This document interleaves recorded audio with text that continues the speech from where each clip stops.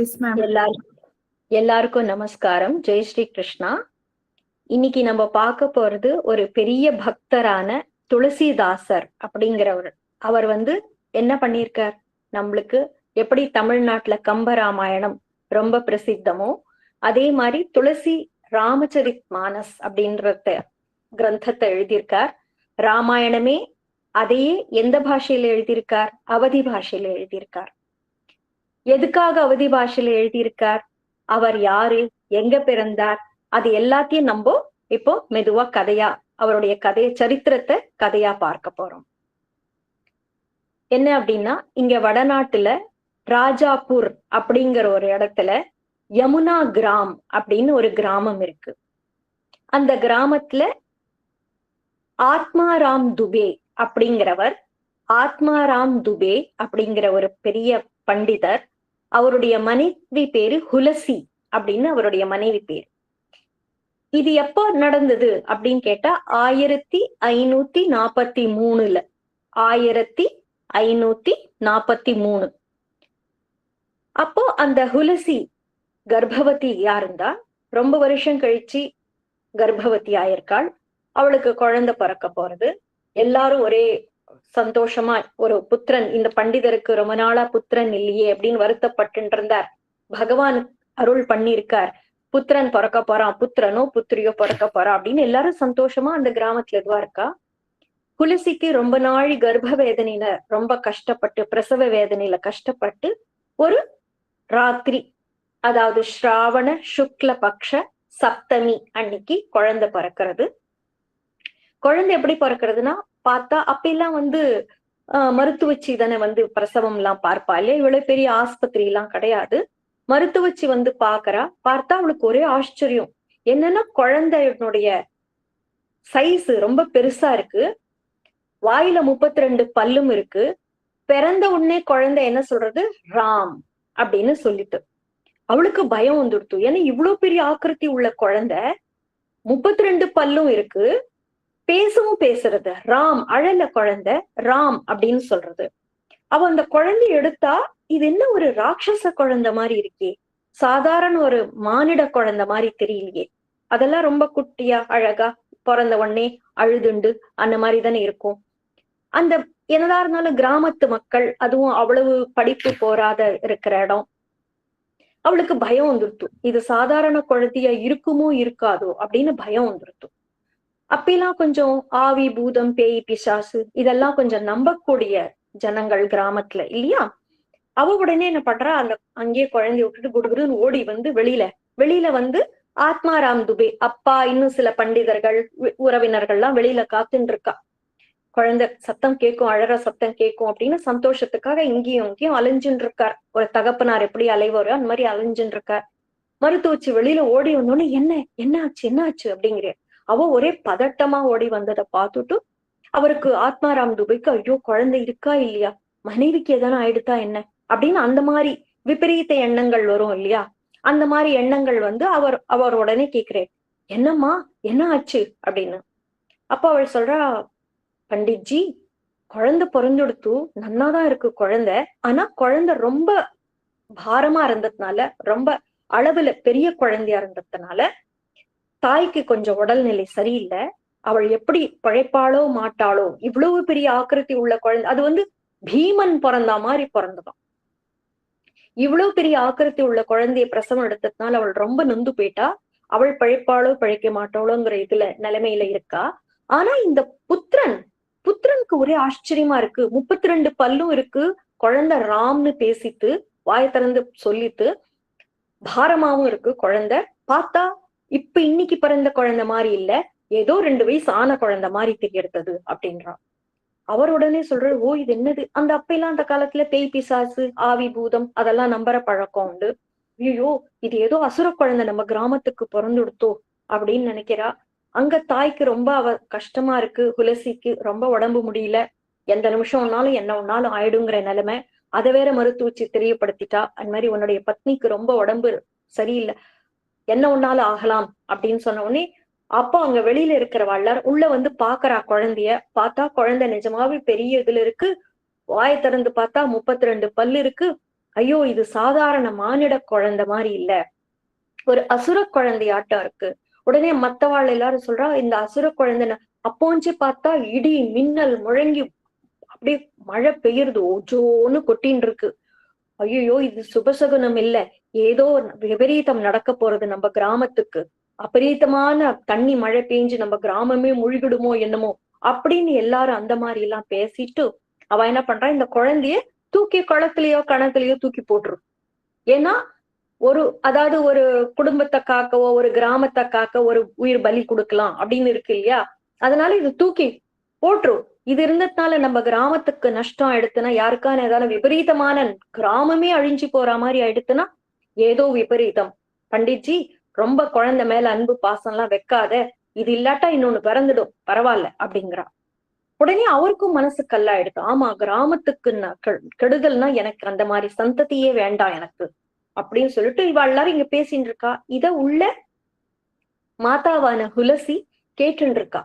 அடாடா அவளுக்கு தாய் மனம் இல்லையா, அடாடா என் குழந்தைய இப்படி கொன்னுடலாண்டி எல்லாரும் பேசிட்டு இருக்காளே, எவ்வளவு பிரசவ வலி கர்ப்ப டயத்துல நான் எவ்வளவு கஷ்டப்பட்டு என்னமா இந்த குழந்தைய, ஒரு குழந்தை ஒரு தாயானோங்கிறதுக்காக நான் என்னமா கஷ்டப்பட்டேன், இத குழந்தைய கொல்லணும்னு இப்படி பேசிட்டு இருக்காளே, ஐயோ நான் உயிரோட இருப்பேன்னு இருக்க மாட்டானோ, ஆனா அந்த குழந்தை நன்னா இருக்கணும், உயிர் வாழணும் அப்படின்னு சொல்லிட்டு தன்னுடைய தாசி, அவளுடைய தாசி அந்த இடத்துல இருக்கா. அவள் அவளுக்கு சேவை பண்றதுக்கு என்ன இருக்கா. அவள் பேரு சுனியா அப்படின்னு பேரு.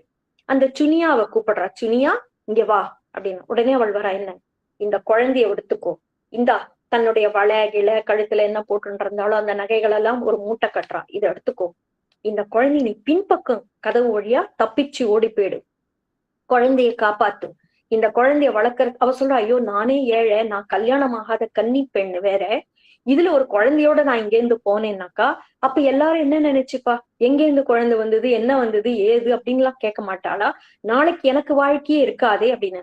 நீ ஏதான் என்ன ஒன்னாலும் பண்ணு, இந்த குழந்தைய உயிர் காப்பாத்திடு, நீ இங்கேருந்து எடுத்துட்டு போய் யாருக்கான குழந்தை இல்லாதவாளுக்கு கூட தானம் பண்ணிடு, பரவாயில்ல, ஆனா இந்த குழந்தை எங்கேயாவது ஒரு இடத்துல உயிரோட இருந்தா போறோம், அந்த மாதிரி நீ எதனா பண்ணுமா, இந்த பைசாவும் எடுத்துக்கோ, இந்த நகைகள்லாம் எடுத்துக்கோ, கொஞ்சம் ரூபாயும் எடுத்து கொடுக்குறா. ஏன்னா அந்த பண்டிதர் அந்த கிராமத்துக்கே ரொம்ப வசதி பண்டிதர்னா இருக்கிறதுனால அவர் கொஞ்சம் வசதி இருந்தது அப்போ அவருக்கு. அந்த பணத்தையும் கொடுத்து இந்த எடுத்துண்டு போனீங்க அப்படிங்கிறா. அவள் என்ன பண்றா, பின்னாடில இருந்து கதவு. ஆமா அவளுக்கும் குழந்தை மேல கொஞ்சம் ஐயோ நம்ம பார்த்து பிறந்த குழந்தை, இது குழந்தைய கொல்ல போறாளா அப்படிங்கிற எண்ணத்துல அவ என்ன பண்றா, உடனே குழந்தைய எடுத்துட்டு அந்த துட்டையும் எடுத்துட்டு வளையல்களில் என்ன கொடுத்தாலும் அந்த எல்லாத்தையும் எடுத்துட்டு பின்பக்க கதவு வழியா வெளியில ஏறிடுறா. மழையிலையும் அவன் சொல்றா, மழையிலையும் எப்படியாவது உன்னுடைய புடவை தலைப்பால மூடியோ கீழியோ என்ன ஒண்ணு எடுத்துட்டு போயிடு நீங்க இருந்து அப்படின்னு சொல்லிட்டு கிளப்பி விட்டுறா. அவ அங்கேருந்து ஒரு கூடைய கவுத்துண்டு அதுக்குள்ள குழந்தைய வச்சுண்டு அப்படியே கிளம்பி போயிடுறா. இங்க இவ எல்லாரும் அதுக்குள்ள துளசிக்கும் என்னது, அப்பா என் குழந்தைய நான் காப்பாத்திட்டேன் அப்படிங்கிற திருப்தியில அவள் பிராணன் போயிடுறது, அவள் இறந்து போயிட்டா. இங்க வெளியில எல்லாரும் பேசிட்டு இருக்கா, குழந்தைய எந்த குளத்துல போடலாம் என்ன போடலான்ட்டு. உள்ள வந்து பாக்குறா, குழந்தைய எடுத்துன்னு போயிடுவோம் அப்படின்ட்டு. வந்து பார்த்தா தாய் இறந்து கிடக்கா, குழந்தையும் காணும், அந்த வேலைக்காரி சுனியாவையும் காணும். ஓ இந்த சுனியாதான் இந்த குழந்தைய எடுத்துன்னு போயிட்டா அப்படின்னு நினைச்சிட்டு சரிப்போ ஒழிஞ்சது சனியன் அப்படின்னு நம்ம நினைச்சுப்போம். ஏன்னா அந்த குழந்தையினாலே பாரு வானம் முட்டிண்டு இருண்டிண்டு வந்து இவ்வளவு பயங்கரமான புயலோட காத்தடிச்சுன்னு கிராமமே முழுகிடுறப்பல இருந்த இதுக்கு பரவாயில்ல, அவள் எடுத்துன்னு போனா அவள் பாடு அவளாட்டம், அவளை விட்டுருவோம், நம்ம பத்தி கவலைப்பட வேண்டாம், இந்த இதுல நம்ம கிராமமாவது பொழைச்சுக்கிட்டோம் அப்படின்ட்டு எல்லாரும் கவலைப்படல, போ நல்லதா போச்சு போ அப்படின்னு விட்டா.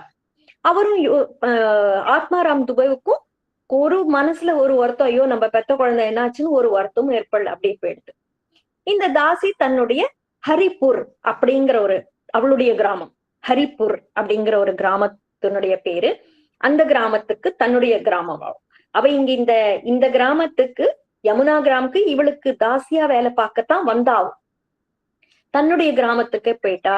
அங்க போயிட்டு அந்த எல்லாரும் கேக்குறா, ஏய் சுனியா ஏது குழந்தை உனக்கு, எங்கேருந்து வந்தது அப்படின்னு.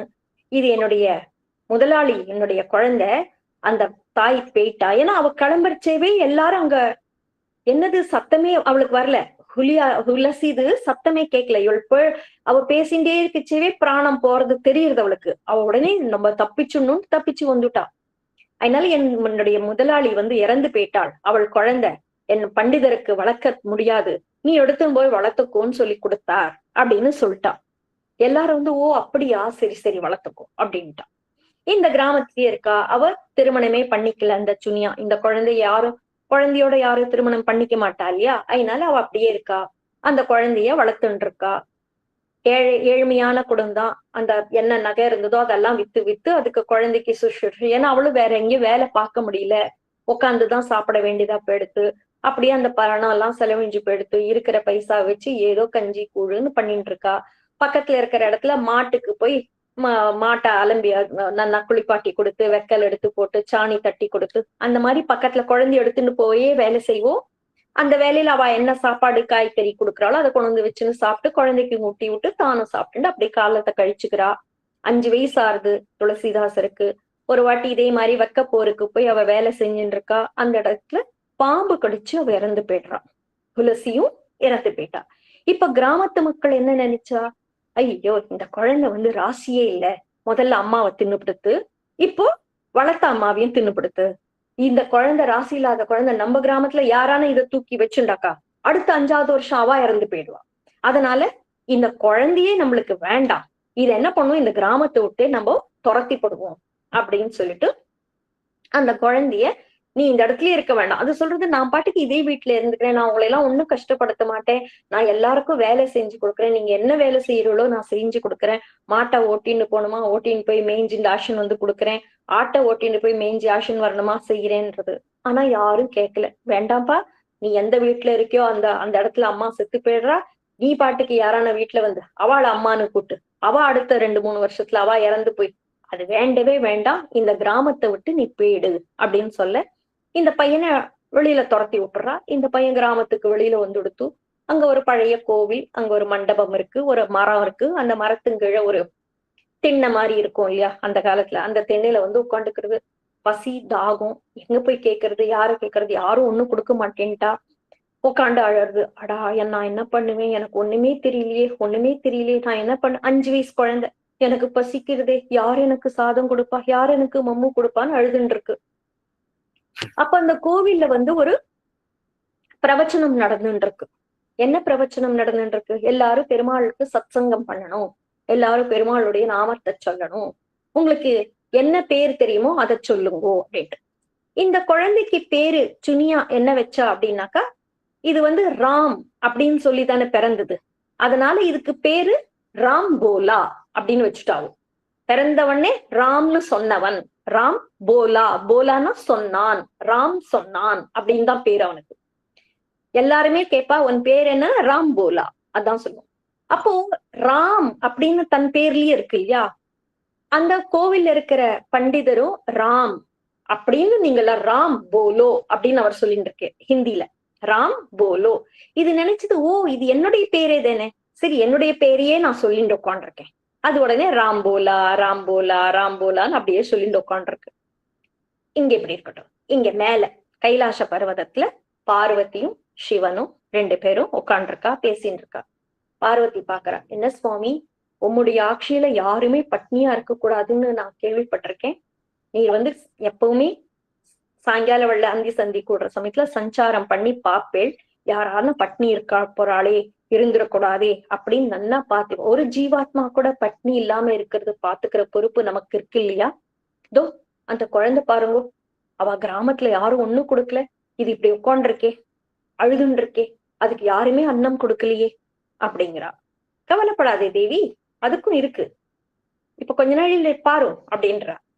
அப்படியா சுவாமி, என்ன ஆகும், நீயே பாரு தேவி, நீயும் ஒரு நிமித்தம், இதுல நிமித்தம்னா நீயும் ஒரு இந்த இந்த பூரா சரித்திரத்துல நீயும் இருக்க அப்படின்னு அர்த்தம். அப்படியா சுவாமி அப்படிங்கிறா. அவ கொஞ்ச நாள் பார்த்துட்டு இருக்கா, யாரும் அந்த குழந்தைக்கு சாதம் கொடுக்கல. அவ என்ன பண்றா, இந்த மகேஸ்வரன்ட்ட கேட்டு, இவர் பாட்டுக்கு திரிசூலத்தை வச்சுட்டு கண்ணை மூடின்னு உட்காந்துட்டார் திருப்பியும் தியானத்துல. இவரை திருப்பி திருப்பி கேட்டாக்கா, என்னுடைய தியானத்தை கலைச்சிட்டியே தேவின்னு கோச்சுக்க போறார். நம்ம என்ன பண்ணுவோம், நம்மளே ஒரு சாதாரண பெண்ணா வேஷம் மாத்திண்டு அந்த குழந்தைக்கு போய் அன்னம் ஊட்டிட்டு வருவோம் அப்படின்ட்டு அவ என்ன பண்றா, உடனே ஒரு சாதாரண கிராமத்து பெண்ணு மாதிரி போய் தன் கையில இப்படி பண்றா, ஒரு பாயசம் நிரம்பிய ஒரு பவுல் வருது. அதை எடுத்துன்னு போய் அந்த குழந்தைக்கு அந்த அதே திண்ணையில போய் உட்காந்துக்க, அப்பாடா நான் இங்க வந்தேன், கோவிலுக்கு யாருக்கான இருந்தா இந்த பிரசாதம் எல்லாம் கொடுக்கலாம், இப்படி போலாம் அப்படின்னு நினைச்சேன், யாத்திரையா போலாமான்னு நினைச்சேன், முடியல, எனக்கு காலெல்லாம் வலிக்கிறது அப்படின்னு சொல்லி உட்காந்துக்கிறா. இந்த பையன் பாக்குறது, பாட்டி உனக்கு ரொம்ப கால் வலிக்கிறதா, நான் ஒன்னா உனக்கு பிடிச்சு விடட்டுமா? ஏன்னா இது சின்ன குழந்தையில தன் அம்மாக்கு நன்னா சுனியா கிட்ட நன்னா வேலையெல்லாம் பண்ணும், கால் பிடிச்சு விட்டு எல்லாம் பண்ணும் அவளுக்கு. அவ உடனே சொல்றா, இந்தா என்னப்பா மூஞ்சி வாடி இருக்கு, அழுதுருக்கா மாதிரி இருக்கு, கண்ணெல்லாம் வீங்கிருக்கேன் உனக்கு, எங்க உங்க அம்மா காணுமா? நான் எங்க அம்மா பாம்பு கடிச்சு செத்து போயிட்டா பாட்டி, எனக்கு ரொம்ப பசிக்கிறது, யாரும் எனக்கு சாப்பாடெல்லாம் ஒண்ணும் தரல. நான் ஐயோ இந்த பார், கீர் நிறைய இருக்கு, கீர்னா பாயசம், கீர் நிறைய இருக்கு, நான் இவ்வளவு பாயசம் என்னால சாப்பிட முடியாது, இந்த கொஞ்சம் நீ சாப்பிடு அப்படின்ட்டு தன் கையால ஜெகதம்பாளே துளசி அத ராம்போலாவுக்கு ஊட்டி விடுறா. இந்த சாப்பிடு அப்படின்ட்டு. அவர் வந்து எனக்கா அப்படின்னு, ஆமா உனக்குதான் அப்படின்னு சொல்லிட்டு கொடுக்குறா. அவர் அம்பாள் கையால 4 வாங்கிட்ட உடனே வயிறு ரொம்பிடுத்து அவருக்கு. எனக்கு வயிறு ரொம்பிடுத்தே அப்படின்னா, சரி படுத்துக்கோ தூங்கு அப்படின்னா. பாட்டி நீ நாளைக்கும் வருவியா? ஆமாப்பா, நான் இங்க இருக்கிறவரையும் நீங்க இருக்கிறவரையும் நான் வரேன் அப்படின்றா. அதுல இருந்து என்னன்னா, ஜெகதம்பாள் டெய்லி கார்த்தால மத்தியானம் 2 வேளை வந்து அவனுக்கு தன் கையால எனக்கு சாப்பிட தெரியாதேன்னு அந்த குழந்தை சொல்ற, நான் ஊட்டி விடுறேன் அப்படின்னு தாயார் சொல்லி அம்பாளே தன் கையால அவனுக்கு ராம்போலாவுக்கு ஊட்டி விடுறான். இந்த மாதிரி 3 வருஷம் ஊட்டி விட்டா. குழந்தைக்கு 8 வயசு ஆயிடுது. இந்த குழந்தை அம்பாள் கையால சாப்பிடுறது இல்லையா, பார்த்தா நாளுக்கு நாள் குழந்தை நன்னா பள பள பளன்னு இருக்கு, ஜிங்குன்னு குண்டாயிண்டு வருது, நன்னா ஹைட்டும் வந்துட்டு இருக்கு, நன்னா ஏற்கனவே குழந்தை கொஞ்சம் பெரிய சைஸ்ல பிறந்த குழந்தை, இப்போ நன்னா கேட்க வேண்டாம், நன்னா திடகாத்திரமா குழந்தை நன்னா இருக்கு, பாக்குறதுக்கு பளிச்சுன்னு ஒரு தேஜஸ். அம்பாள் கையால சாப்பிட்டு சாப்பிட்டு நன்னா தேஜஸ் வந்துருத்து. அம்பாள் கூடவே சாத்த மட்டும் ஊட்டல, அவனுக்கு கல்வியையும் ஊட்டுறா. இது நல்லது, இது நல்ல, எப்படி ஒரு தாய் வந்து நீ உறக்க பேசக்கூடாது, அன்போட பேசணும், எல்லார்ட்டையும் அன்போட இருக்கணும், அந்த மாதிரி சொல்லுவாள் இல்லையா, தானே சொல்லிண்டே இருப்பல, அந்த மாதிரி அத்தனையும் புகட்டுறா. அது எல்லாத்தையும் அது கேட்டுட்டே இருக்க அம்மாட்ட. அவ வந்து கல்வியையும் கூடவே புகட்டியிருக்கா. எல்லாம் கேட்டு அந்த மாதிரியே 3 வருஷம் இருந்துட்டு, இந்த கிராமத்து மக்களுக்கு என்ன ஆச்சு, இது எப்படி இந்த குழந்தை இவ்வளவு நன்னா கொழுக்கு முழுக்குன்னு இருக்கு, பளபளபளன்னு இருக்கே, சாப்பிடலன்னா எலும்பும் தோலுமா, கண்ணுல உயிரை வச்சுண்டு அப்படியே எப்படாப்பா போயிடுங்கிற மாதிரி இது நினைப்பா இல்லையா. ஒரு நாள் பசிச்சாலே நம்மளுக்கு அப்படி அந்த நிலைமை ஆயிடுறது. இது நல்லா கொழுக்கு முழுக்குன்னு பாக்குறதுக்கு நன்னா இருக்கே குழந்தை, எப்படி அப்படின்னு சொல்லிட்டு அவளுக்குலாம் ஒரே ஆச்சரியம். யார் இந்த கிராமத்துல இருந்து, அந்த கிராமத்து முதலாளி கேக்குறாரு, யார் இந்த கிராமத்துல இருந்து கொண்டு போய் அவனுக்கு சாப்பாடு கொடுக்கறது, இன்னைக்கு எனக்கு தெரிஞ்சான் அப்படிங்கிறாரு. அவன் சொல்றா, ஐயோ நாங்க பண்ணல. சரி, உடனே அவர் என்ன பண்றாரு, ரகசியமா 2 பெண்மணிய கூட்டு, நீங்க 2 பேரும் போய் பாருங்க, யாருக்கு இந்த அந்த பையனுக்கு ராம்போலாவுக்கு யார் இந்த கிராமத்துல இருந்து சாப்பாடு கொண்டு கொடுக்குறான்னு பார்த்து சொல்லு, அவளை இந்த கிராமத்தை விட்டு நீக்கிடுறேன். அன்னைக்கு கிராம பஞ்சாயத்துல நம்ம முடிவு பண்ணது என்ன, யாரும் அந்த பையனுக்கு எந்த உதவியும் பண்ணக்கூடாது. ஏன்னா அந்த பையனால 2 மிருத்யு பார்த்துட்டோம், திருப்பி யார் அவனை ஏத்துக்கிறாளோ அவ மிருத்யு, அன்னெசரி ஒருத்தர் மரணம் அடைகிறத நம்ம பார்த்துட்டு இருக்க முடியாதுன்னு சொல்லியிருக்கேன். என் வார்த்தையை மீறி அப்படி யார் சாப்பாடு கொடுக்குறா, நீ போய் ரகசியமா பார்த்து தெரிஞ்சுட்டு வா அப்படின்னு. அந்த 2 பெண்மணிகள் வந்து பாக்குறா. பார்த்தாக்கா இது மரத்துங்குழ உட்காண்டிருக்கு. தாயார் வரா, நன்னா சாப்பாடு கொடுக்குறா. தாயார் அவ உடனே சொல்ற, ஏதோ ஒரு பெண்மணி வந்து சாப்பாடு கொடுக்குறா, அந்த பெண்மணி ஆனா நம்ம கிராமத்து பெண்மணி இல்லை அப்படிங்கிறா. அப்ப யாரா இருக்கும்? உடனே அதுல இருந்து 2 கிராமத்து புருஷர்கள், நாங்க போய் பாக்குறோம் யாருன்ட்டு.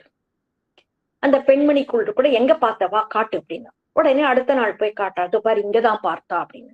பார்த்தோம் அப்படின்ட்டு பார்த்தா அதே மாதிரி பார்வதி மாதா வரா, குழந்தைக்கு சாப்பாடு எல்லாம் அதுக்கு நிறைய புத்திமதி சொல்லிண்டே சாப்பாடு ஊட்டுறா. சரிப்பா நான் போயிட்டு வரேன் அப்படின்னு கிளம்பரிச்சு இந்த 2 பேர் வந்து எதிர நிக்கிறா.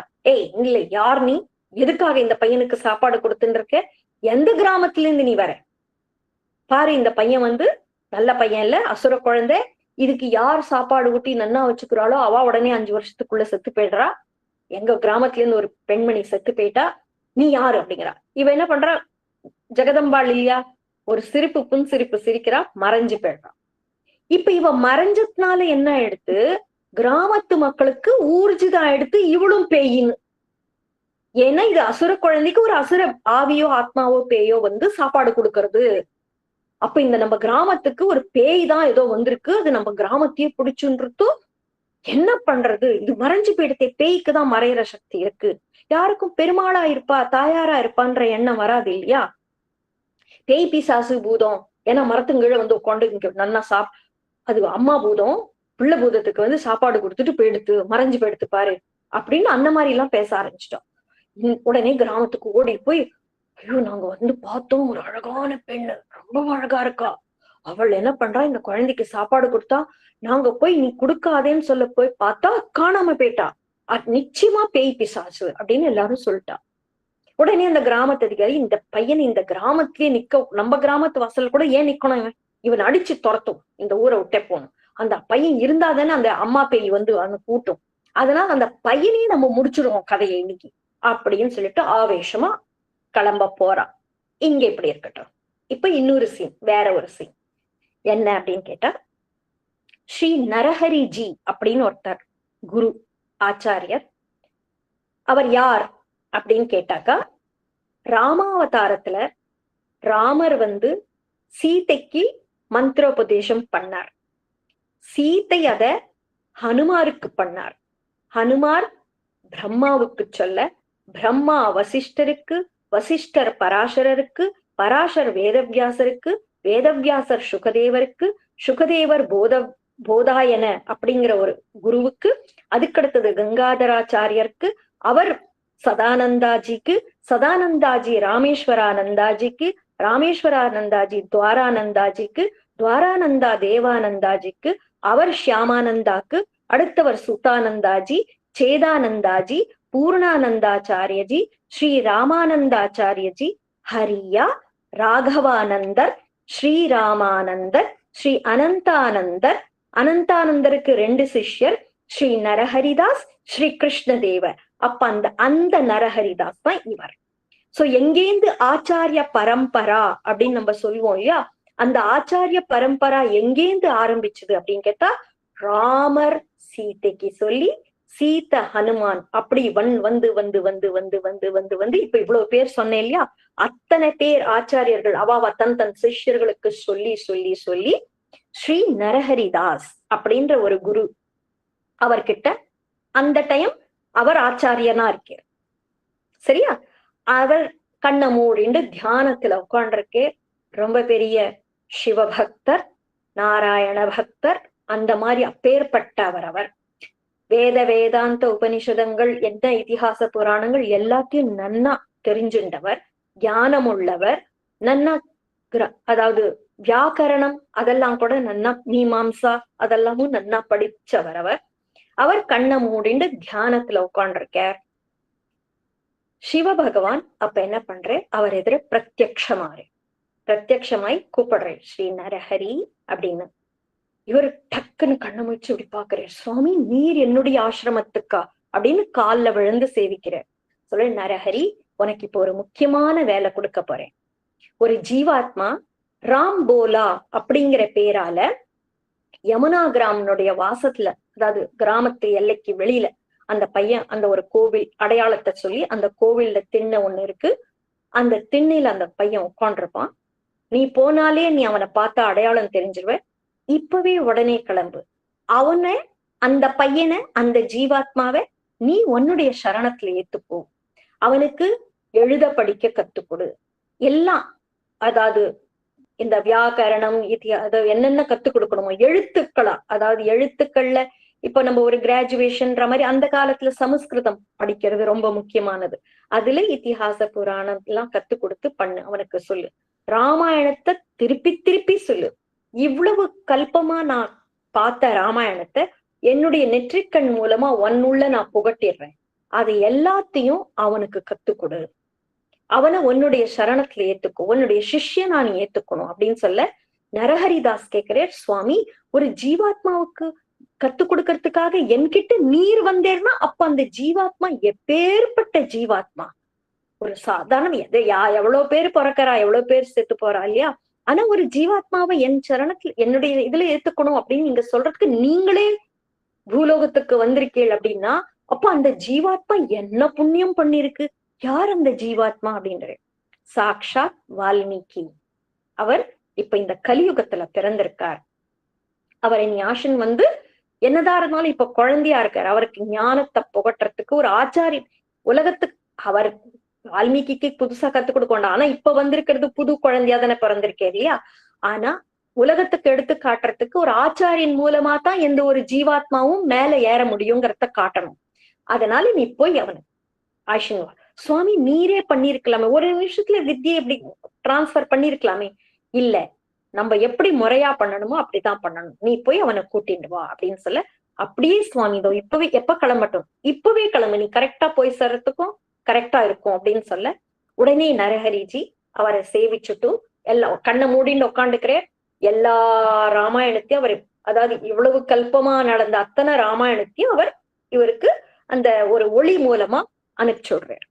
நரஹரிதாஸ்க்கு எல்லாம் வந்துடுது. அது எல்லாத்தையும் எடுத்துட்டு அங்கேருந்து நேரம் நடந்து கிளம்புறேன். நான் தன்னுடைய சிஷ்யன் கிட்ட சொல்லிட்டு, சிஷ்யா இந்த இடத்துல நீ இந்த ஆசிரமத்தை நீ பாத்துக்கோ, எனக்கு மகாதேவன் ஒரு பெரிய முக்கியமான காரியத்தை கொடுத்திருக்கார், அந்த காரியத்தை நான் முடிச்சுட்டு வரேன் அப்படின்னு சொல்ல, போயிட்டு வாரும் குருஜி அப்படின்னு அவர் அனுப்பிச்சு வைக்க, உடனே நரஹரிதாஸ் அங்கேருந்து நீள இந்த கிராமத்துக்கு தேடி வர, கரெக்டா அவர் வந்த சமயம் அந்த கிராமத்துல இருக்கிற மக்கள்லாம் இது பேயோ பிசாசோ ஊட்டி விட்டுருக்கு, அம்மா பேய் வேற வந்துடுத்து, முதல்ல பிள்ளை பேய் ஒண்ணுதான் இருக்குன்னு பார்த்தா இந்த ஒண்ட பேய்க்கு இன்னொன்னு ஒரு அண்ட பேய் ஒண்ணு வந்துருக்கு, விரட்டணும் இத்த ஊட்ட உயிரை விட்டு அப்படின்னு சொல்லிட்டு எல்லாரும் அங்க கொம்பு தடி இடி எடுத்துட்டு வெளியில வந்துட்டு இருக்கா. அவன் அந்த பையனை போய் ஏய் இங்க இருக்காதேன்னு சொன்ன, எதுக்கு நீ இருக்க அப்படின்ட்டு அடிக்க வரச்சே கரெக்டா இந்த நரஹரிஜி அங்க போய் நின்று அடிக்காத அப்படின்னு இருக்கிறேன். அவருக்கு புரிஞ்சுடுத்து இவன் தான் அந்த பையன், அதே மரம் அதே இடம் அப்படி பார்த்தோன்னே புரிஞ்சுடுத்து. இப்படி பாக்குறே சிவன் வந்து இப்படி தலையாட்டுற, ஆமா அந்த பையன் தான் அப்படின்ட்டு. உடனே அந்த பையனை தடுத்து, இந்த பையனை நான் அழிச்சுட்டு போறேன், அவன் எதுவும் பேய் இல்ல பிசாசு இல்ல, இவன் யாருங்கிறத பின்னொரு சமயம் நீங்க இந்த கிராமத்துல புரிஞ்சுப்பேன், அப்ப நீங்களே மனம் வருந்துவேள். இப்ப நீங்க இந்த இவனை நான் அழிச்சுட்டு போறேன், போலாராம ஹரி ராம் போலாவ அப்படின்னு சொல்ல, எல்லாரும் வந்து என்னன்னா இவர் பார்த்தா ஒரு பெரிய தபஸ்வி மாதிரி இருக்காரு இல்லையா நரஹரிஜி. உடனே அந்த காலத்துல குருவுகளுக்கு மதிப்பு கொடுப்பா, மரியாதை கொடுப்பா. ஐயோ ஒரு பெரிய ஆச்சாரியன் வந்து நான் அழிச்சுன்னு போறேன்னு சொல்றச்சே, நல்லது போ, இது பேயோ பிசாசோ, குருஜி வந்து நல்ல தபஸ் பண்ணிருக்கேன், இது பேய ஓட்டினாலும் ஓட்டிப்பிடுவேன், அதனால நீர் அடிச்சுன்னு போங்க சுவாமி அப்படின்னு சொல்ல, இவர் உடனே அந்த ராம்போலாவை தன்னோட வாப்பா குழந்தை அப்படின்னு உடனே அந்த குழந்தைக்கு ஒரே ஆச்சரியம், எல்லாரும் கிராமத்துல நடிக்க வச்சு ஒருத்தர் மட்டும் நான் வந்து காப்பாத்துறாரு, நான் என்ன பண்ணணும் அப்படின்னு, என் கூட வா அப்படின்னு சொல்லி உடனே ஆஷன் கையை பிடிச்சு ஆஷன் கூடவே போயின்னு இருக்கு. அங்கங்க அதுக்கு சாப்பிட எப்பவுமே அம்மா ஊட்டி பழக்கம், இன்னைக்கு அம்மா வருவாளே, நீ கவலைப்படாத என்னோட வா அப்படின்னு சொல்றேன். உனக்கு யார் ஊட்டினா சாதம் இவ்வளவு நாள், அம்மா அப்படின்னு. உடனே இவர் இப்படி பாக்குறேன், அங்க மேல இருந்து ஜெகதம்பா சொல்றான் நான் தான் ஊட்டினேன் அப்படின்னு, வானத்துல அப்படியே தெரியுறாரு, நாங்க தான் ஊட்டினேன் நான் தான் பண்ணேன் அப்படின்ட்டு. இவர் நினைச்சுக்கோ, ஐயோ ஜெகதம்பாவே போய் ஊட்டிருக்கானா, எப்பேற்பட்ட ஜீவாத்மா இது, இதுக்கு சேவை பண்றதுக்கு எனக்கு அருள் கிடைச்சிருக்கு அப்படின்னு சொல்லிட்டு ஆஷிண்டு போற, தன்னிடத்துல நன்னா வளர்க்கற. 16 வயசு துளசிதாசர் இருக்காரு, அத்தனை வியாக்கரண இக்கரணம் எல்லாம் கத்துட்டார் அவர். அப்போ அவர் சொல்றேன், ஒரு உடனே இவருக்கு மேல இதுக்கு மேல ஒரு இனிமே என்னன்னா சாகித்ய இதிகாச புராணங்களை பத்தி வியாக்கியானம் பண்றதெல்லாம் கத்துக்கணும். அது எப்படி ராமாயணத்தை இன்னும் நன்னா தெரிஞ்சுக்கணும், அது இந்த பாவார்த்தத்தை நன்னா புரிஞ்சுக்கணும். ஒண்ணு சும்மா கதை படிக்கிறதுங்கிற வேற, ஒண்ணு அது இந்த தத்துவ ரீதியான அர்த்தம் என்னங்கிறது வேற இல்லையா. அதெல்லாம் தெரிஞ்சுக்கிறதுக்கு வேற ஒரு குருஜி கிட்ட ஆஷிண்டு போகணும் அப்படின்னு சொல்லிட்டு உடனே அவர் என்ன பண்றேன், சோ அவனை சேஷ்ஜின்னு ஒருத்தர் இருக்கேற்பா, என்னுடைய குரு, அவர் நாங்க சமகாலின்னா ஒரே காலத்துல படிச்சவா. இப்ப எல்லாம் கூட இருக்கும் இல்லையா, நம்ம வந்து 12th வரையில் எல்லாரும் ஒன்னா படிக்கிறோம், அதுக்கப்புறம் ஒருத்தர் டாக்டருக்கு போயிடுறா, ஒருத்தர் வந்து இன்ஜினியருக்கு படிக்கிறா, அப்படி போறோம் இல்லையா. அப்போ அவ 2 பேரும் ஃப்ரெண்டா இருக்கச்சு, இப்போ வச்சுக்கோங்க என் பொண்ணு எதானா டாக்டருக்கு படிக்கணும்னா, அப்போ டாக்டர் என் கிளாஸ்ல படிச்ச ஒரு இப்போ டாக்டரா இருக்கா அப்படின்னா, ஓ நீ அவள்கிட்ட போ அப்படின்னு நம்ம சொல்லுவோம் இல்லையா. அந்த மாதிரி நான் உன்னை சேஷ்ஜி டாஷின்னு போறேன், அவர் மேல இதிகாச புராணங்கள் பெருமாளை பத்தி தெரிஞ்சுக்கிறது, பாவார்த்தங்கள் அதெல்லாம் உனக்கு கத்துக் கொடுப்பார் அப்படின்னு சொல்லி அவர் ஆஷின் போய் அங்க விட்டுட்டு, நான் இனிமே போயிட்டு வரேன்ப்பா, என்னுடைய யாத்திரை உன்னோட இதோட முடிஞ்சுது அப்படிங்கிற. ஐயோ குருஜி, நீ அது வந்து குழந்தை சின்னத்துல இருந்து அவர் நம்மள அடிக்கரிச்சே வந்து காப்பாத்தினார் இல்லையா, அது மனசுல நன்னா பதிஞ்சு போயிடுது. அந்த குழந்தைக்கு இவர் போறாரே அப்படின்னு இருக்கு. சொல்றது, குருஜி நீ போங்க, நீங்க போகாதீங்க, நான் உங்க கூடயே வரேன், உங்க கூடயே. இல்லப்பா, உன்னுடைய பயணம் நீண்ட பயணம், உனக்கு இன்னும் நிறைய இருக்கு பண்றதுக்கு. உன்னுடைய பிறப்பே எப்படி ஆயிருக்குன்னா பகவானுடைய இச்சையில ஆயிருக்கு. நீ இந்த லோகத்துக்காக பிறந்திருக்க, என் ஒருத்தனுக்காக இல்ல, லோகத்துக்காக நீ பிறந்திருக்க. உனக்கு நிறைய வேலை இருக்கு. அப்பதான் அவர் சொல்ற, உனக்கு அன்னம் ஊட்டினாலே 3 வருஷம் சாக்ஷாத் ஜெகதம்பாள் அப்படின்னு சொன்ன உடனே அந்த பையனுக்கு ஆச்சரியம். எனக்கா சுவாமி அப்படின்னா, ஆமா. இவர் அந்த ஆசிரமத்துக்கு வந்த உடனேவே குழந்தைக்கு பேரு துளசி அப்படின்னு வச்சுட்டார். துளசி, பெருமாள் கழுத்துல இருக்கிற மாலை துளசிக்கு தாசன், அந்த மாதிரி இருக்கணும். அவ எப்பவுமே என்னன்னா உபநயன சம்ஸ்காரம் அப்படின்னு அந்த பண்ணுவா இல்லையா, பஞ்ச சம்ஸ்காரம் பண்ணுவா இல்லையா, அந்த சம்ஸ்காரம் பண்றச்சே ஆச்சாரியன் ஒரு பேரு கொடுப்பார். சோ அந்த மாதிரி அவருக்கு துளசிதாஸ் அப்படின்னு பேரு வந்துடுத்து, அப்பவே வச்சுட்டார் அவர். துளசி, நீ வந்து எங்கள் ஒருத்தனுக்காக இல்லப்பா, உனக்கு எல்லாரும் உதவி இருக்கா, சாட்சாத் அந்த மகாதேவன் ஜெகதம்பாள் எல்லாரும் உதவி இருக்கா. ஏதோ ஒரு பெரிய சங்கல்பிக்கிறாவா, ஏதோ ஒரு பெரிய காரியம் நடக்கணும்ட்டு, அதுக்காக நீ பிறந்திருக்க. அதனால உன்னுடைய பயணம் ரொம்ப நீண்ட பயணம், இங்க இருந்து நீ என்ன கத்துக்கணுமோ கத்துக்கும் அப்படின்னு சொல்ல, சரி சுவாமின்றது. இங்க இவர் வந்துடுற. இவர் ஒரு 5 வருஷம் கழிச்சு இவருக்கு மிருத்யு ஆயிடுறது, நரஹரிதாஸ் மிருத்யு ஆயிடுது. அந்த பையனுக்கு தெரியாது, ஏன்னா இவ இருக்கிற இடம் ரொம்ப தூரம், சித்திரக்கூட்டத்துல இருக்கார், அவர் வேற ஒரு இடத்துல இருக்கார், தெரியாது. துளசிதாசர் எங்க இருந்தேரோ அந்த சேஷ்ஜி குருவும் இறந்து போயிடுறார். ஒரு 3-4 வருஷம் கழிச்சு அவரும் இறந்து போயிட்டார். இப்ப அந்த நினைச்சுக்கிறது, அப்பா இவரும் போயிட்டாரே, சரி நம்ம போய் நம்ம பழைய குரு நரஹரிதாஸ் கிட்டயே நம்ம போயிடுவோம், அவர்கிட்டயே இருந்து மேல என்ன பண்ணணும், அந்த அவர்கிட்டயே ஆசிரமத்துல இருந்து என்ன கைங்கரியம் பண்ணணுமோ அந்த கைங்கரியத்தை அங்கேயே உட்காந்து நான் பண்றேன் அப்படின்னு சொல்லிட்டு அது கிளம்பி வருது. கிளம்பி வந்தா இந்த கிராமம் நடந்தே வர்றார் அவர். கிளம்பி வச்சு நடுவுல ஒரு மார்க்கத்துல ஒரு இடத்துல உட்காந்து பாருலையா, கால் வலிக்கிறதுன்னு சொல்லிட்டு அந்த மாதிரி உட்காந்துருக்கச்சு பக்கத்துல ஒரு சாது அவர் உட்காந்துருக்கார். அவர் கேக்குற, யார்ப்பா நீ, ரொம்ப களைச்சா மாதிரி இருக்கியே அப்படின்ட்டு. 2 யாத்திரிகள் பேச மாட்டாளா, நீ எங்க போற நான் எங்க போறேன்ட்டு அந்த மாதிரி பேசுறா. அப்ப அவர் சொல்றேன், என்னுடைய குருஜி இங்கதான் இருக்கார், அவரை பார்க்க போறேன் நான். அப்படியா, நான் ரொம்ப வருஷமா இங்கதான் இருக்கேன், யார் உன் குருஜி அப்படின்னார். நரஹரிதாஸ் ஜி அப்படிங்கிறா. அவர் இறந்து போய் 5 வருஷத்துக்கு மேல ஆயிடுத்தே அப்படிங்கிறார். என்ன, என் குரு போயிட்டாரா, அவருக்கு தாழவே முடியல, அழுது அழுது என்ன பண்றது, இனிமே என்ன பண்றது அப்படின்னு சொல்லிட்டு, சரி ஆனா குருஜி மூலமா தன்னுடைய பிறந்த கிராமம் யமுனா கிராமம் அப்படிங்கிறது தெரியும் அவருக்கு. எங்க போவார், அனாதையாயிட்டு இல்லையா, இப்ப குருஜி எடுத்து வளர்த்த குருஜியும் போயிட்டாருன்னா நான் என்ன பண்ணுவேன். சரி, உங்க அப்பா வந்து இந்த கிராமத்துல ஆத்மாராம் துபேன்னு பேரு, நீ யமுனா கிராம்ல எல்லாம், இவருக்கு சிவன் சொன்னதுனால அந்த நரஹரிதாஸ் ஜி இவருக்கு எல்லாம் சொல்லிட்டேன், நீ அந்த கிராமத்துல உங்க அம்மா போயிட்டா, உன்னை வளர்த்தது வேற ஒரு தாய், அப்ப அங்கேருந்து நினைவு இருக்கு, ஆமா என் தாய் சுனியா மாதா இறந்து போயிட்டா அப்படிங்கிறது நினைவு இருக்கு. அதுக்கு முன்னாடி விஷயம் நரஹரிதாஸ் ஜி அவருக்கு சொல்லி கொடுக்கிறாரு, இதெல்லாம் ஆச்சுப்பா அப்படின்ட்டு. அதனால இந்த பையன் யோசிக்கிறார், துளசிதாசர் யோசிக்கிறார், நம்மளுக்கு வளர்த்த தந்தையும் போயிட்டார், சேஷ்ஜியும் போயிட்டார், அப்ப நான் என்ன பண்ணுவேன், எங்க போவேன். சரி, எங்க அப்பாட்ட போறேன். அப்பா, நான் இப்ப பெரியவனா நன்னா வளர்ந்துட்டேன், எல்லாம் கத்துன்ட்டேன், நான் உங்களுக்கு இந்த கிராமத்துல என்ன சேவை பண்ணணுமோ படிச்ச வித்தைய அங்கே எல்லாருக்கும் மத்தவாளுக்கு கத்து கொடுத்து, இல்ல அந்த காலத்துல தவசம் கல்யாணம் அதெல்லாம் பண்ணி வைக்கிறது பண்டிதர்கள் தானே பண்ணுவா இல்லையா, அதெல்லாத்தையும் நான் பண்ணி, அதே மாதிரி நீர் என்ன பண்ணேரோ கைங்கரியம், அதே கைங்கரியத்தை நான் பண்ணிக்கிறேன் அப்படின்னு நம்ம அப்பாட்ட போய் சொல்லுவோம், அப்பாவோட இருப்போம் அப்படின்னு சொல்லிட்டு அந்த யமுனா கிராமத்துக்கு வருது. வந்தா அவ அப்பா இறந்து போயாச்சு எப்போ.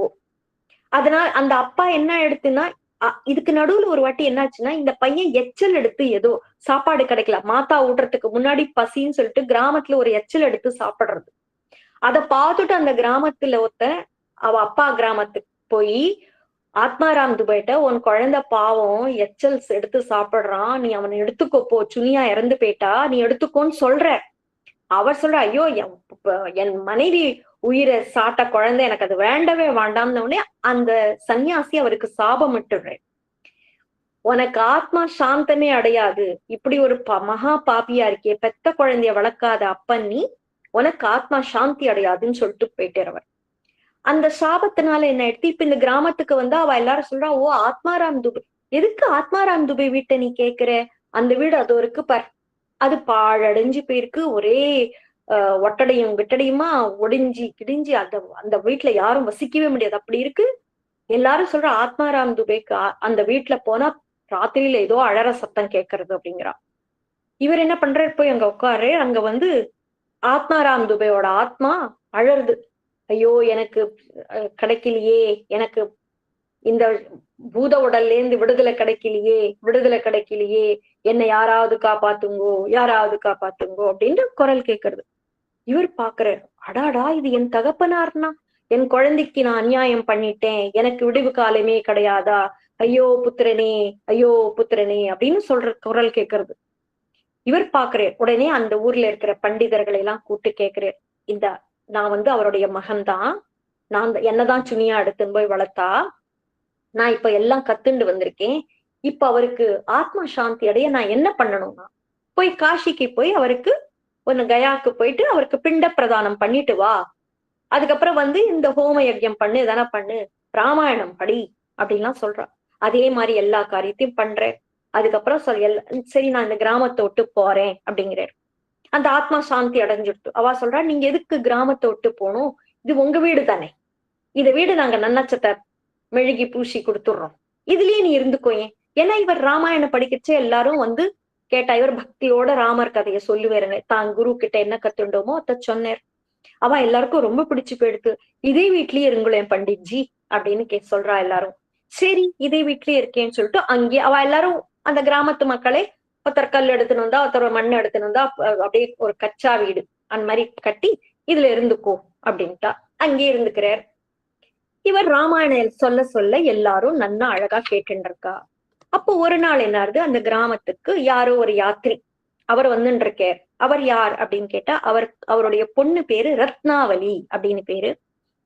அவர் வந்து கோவில் கோவிலா தரிசனம் பண்ணிட்டு வந்துட்டு இருக்கார். ஜெகநாத்புரியில தரிசனம் பண்ண போயிருந்தார் அவர். அவர் ரொம்ப பெரிய கிருஷ்ண பக்தர்.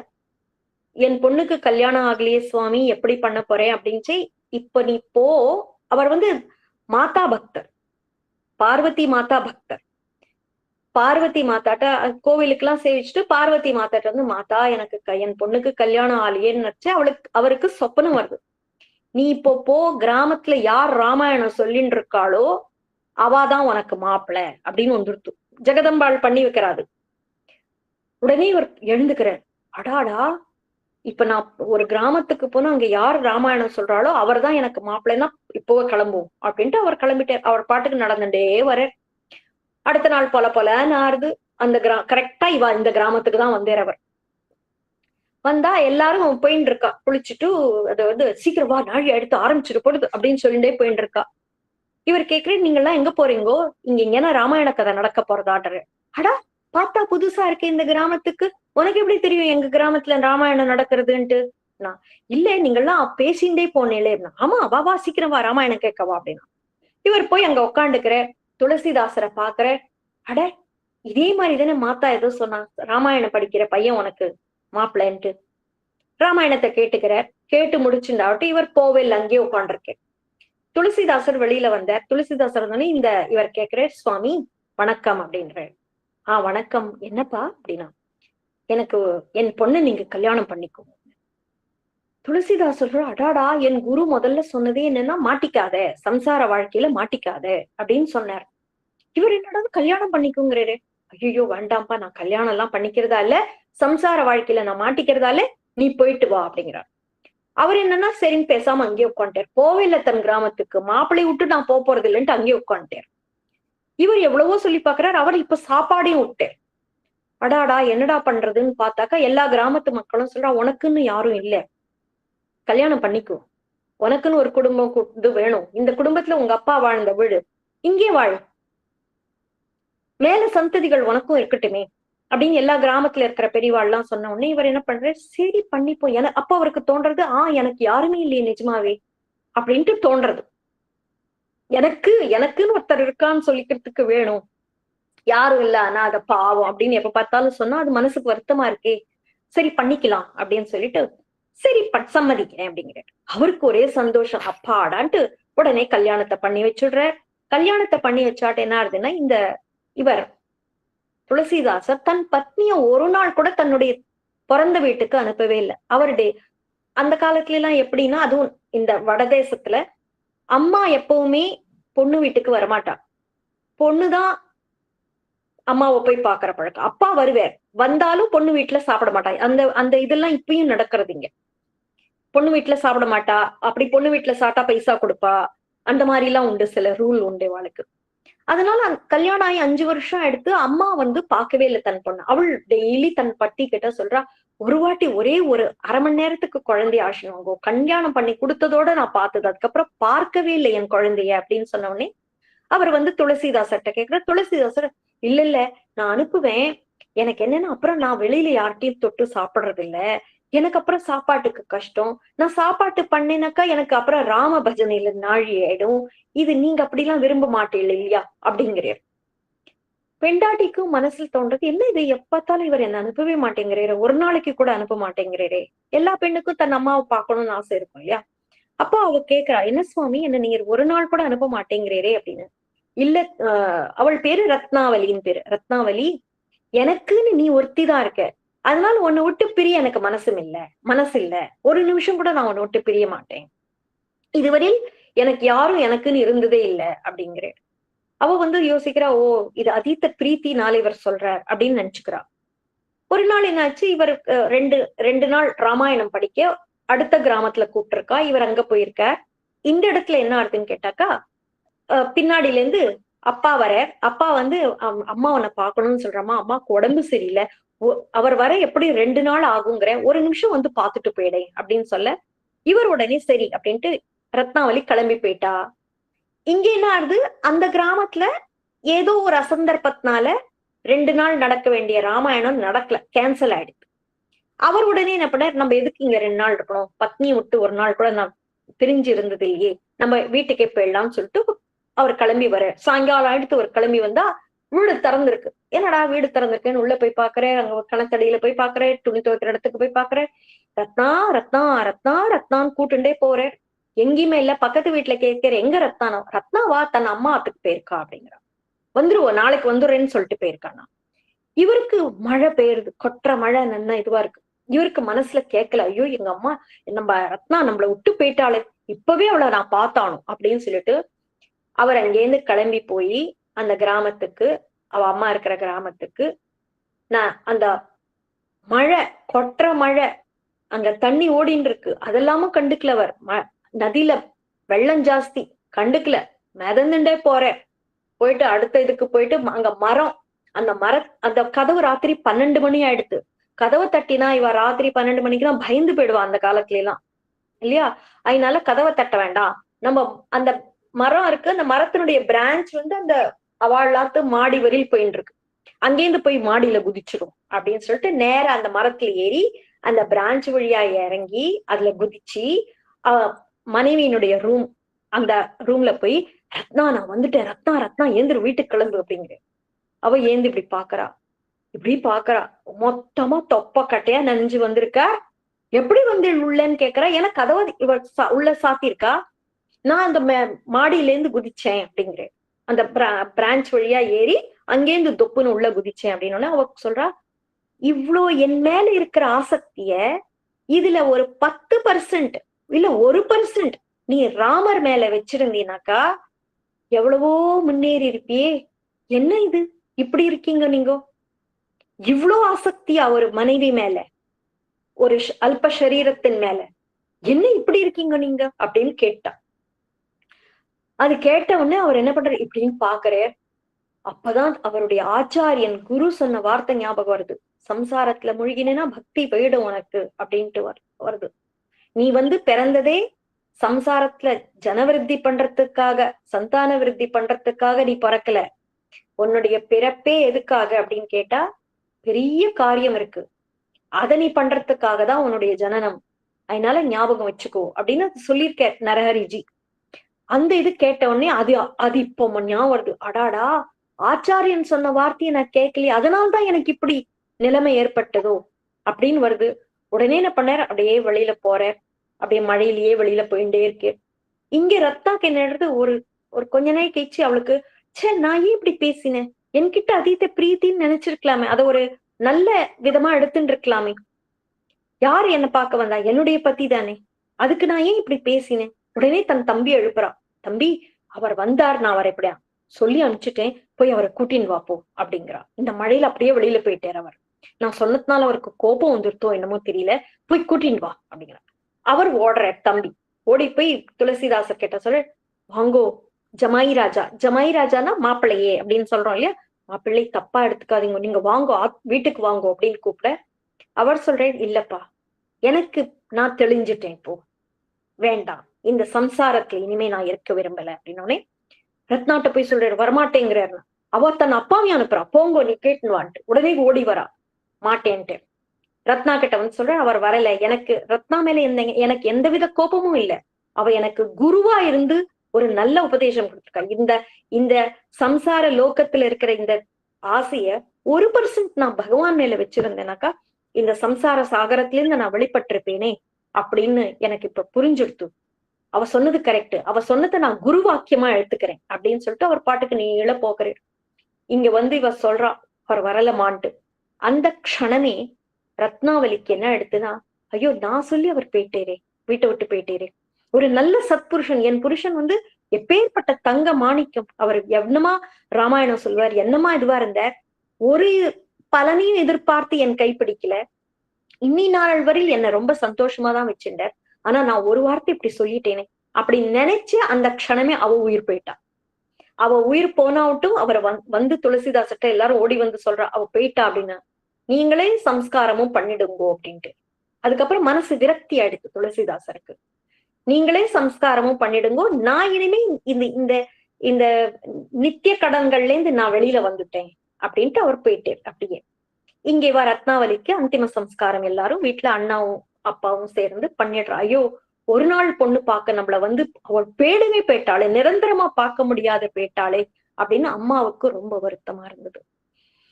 இங்க இது இப்படி இருக்கட்டும். இங்க இவர் துளசிதாசர் நேல எங்க போறார் அப்படின்னாக்கா, அவர் பாட்டுக்கு எங்கெங்க அவருக்கு பக்தி பண்ண முடியுமோ பக்தி பண்ணிட்டு அவர் பாட்டுக்கு போயிட்டு இருக்காரு.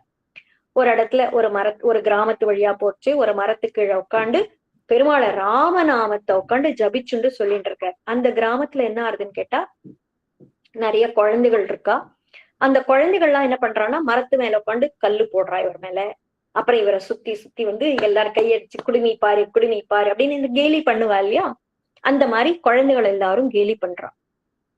இந்த கதையை கண்டிப்பா உங்க குழந்தைகளுக்கு எல்லாருக்கும் சொல்லுங்க, சரியா?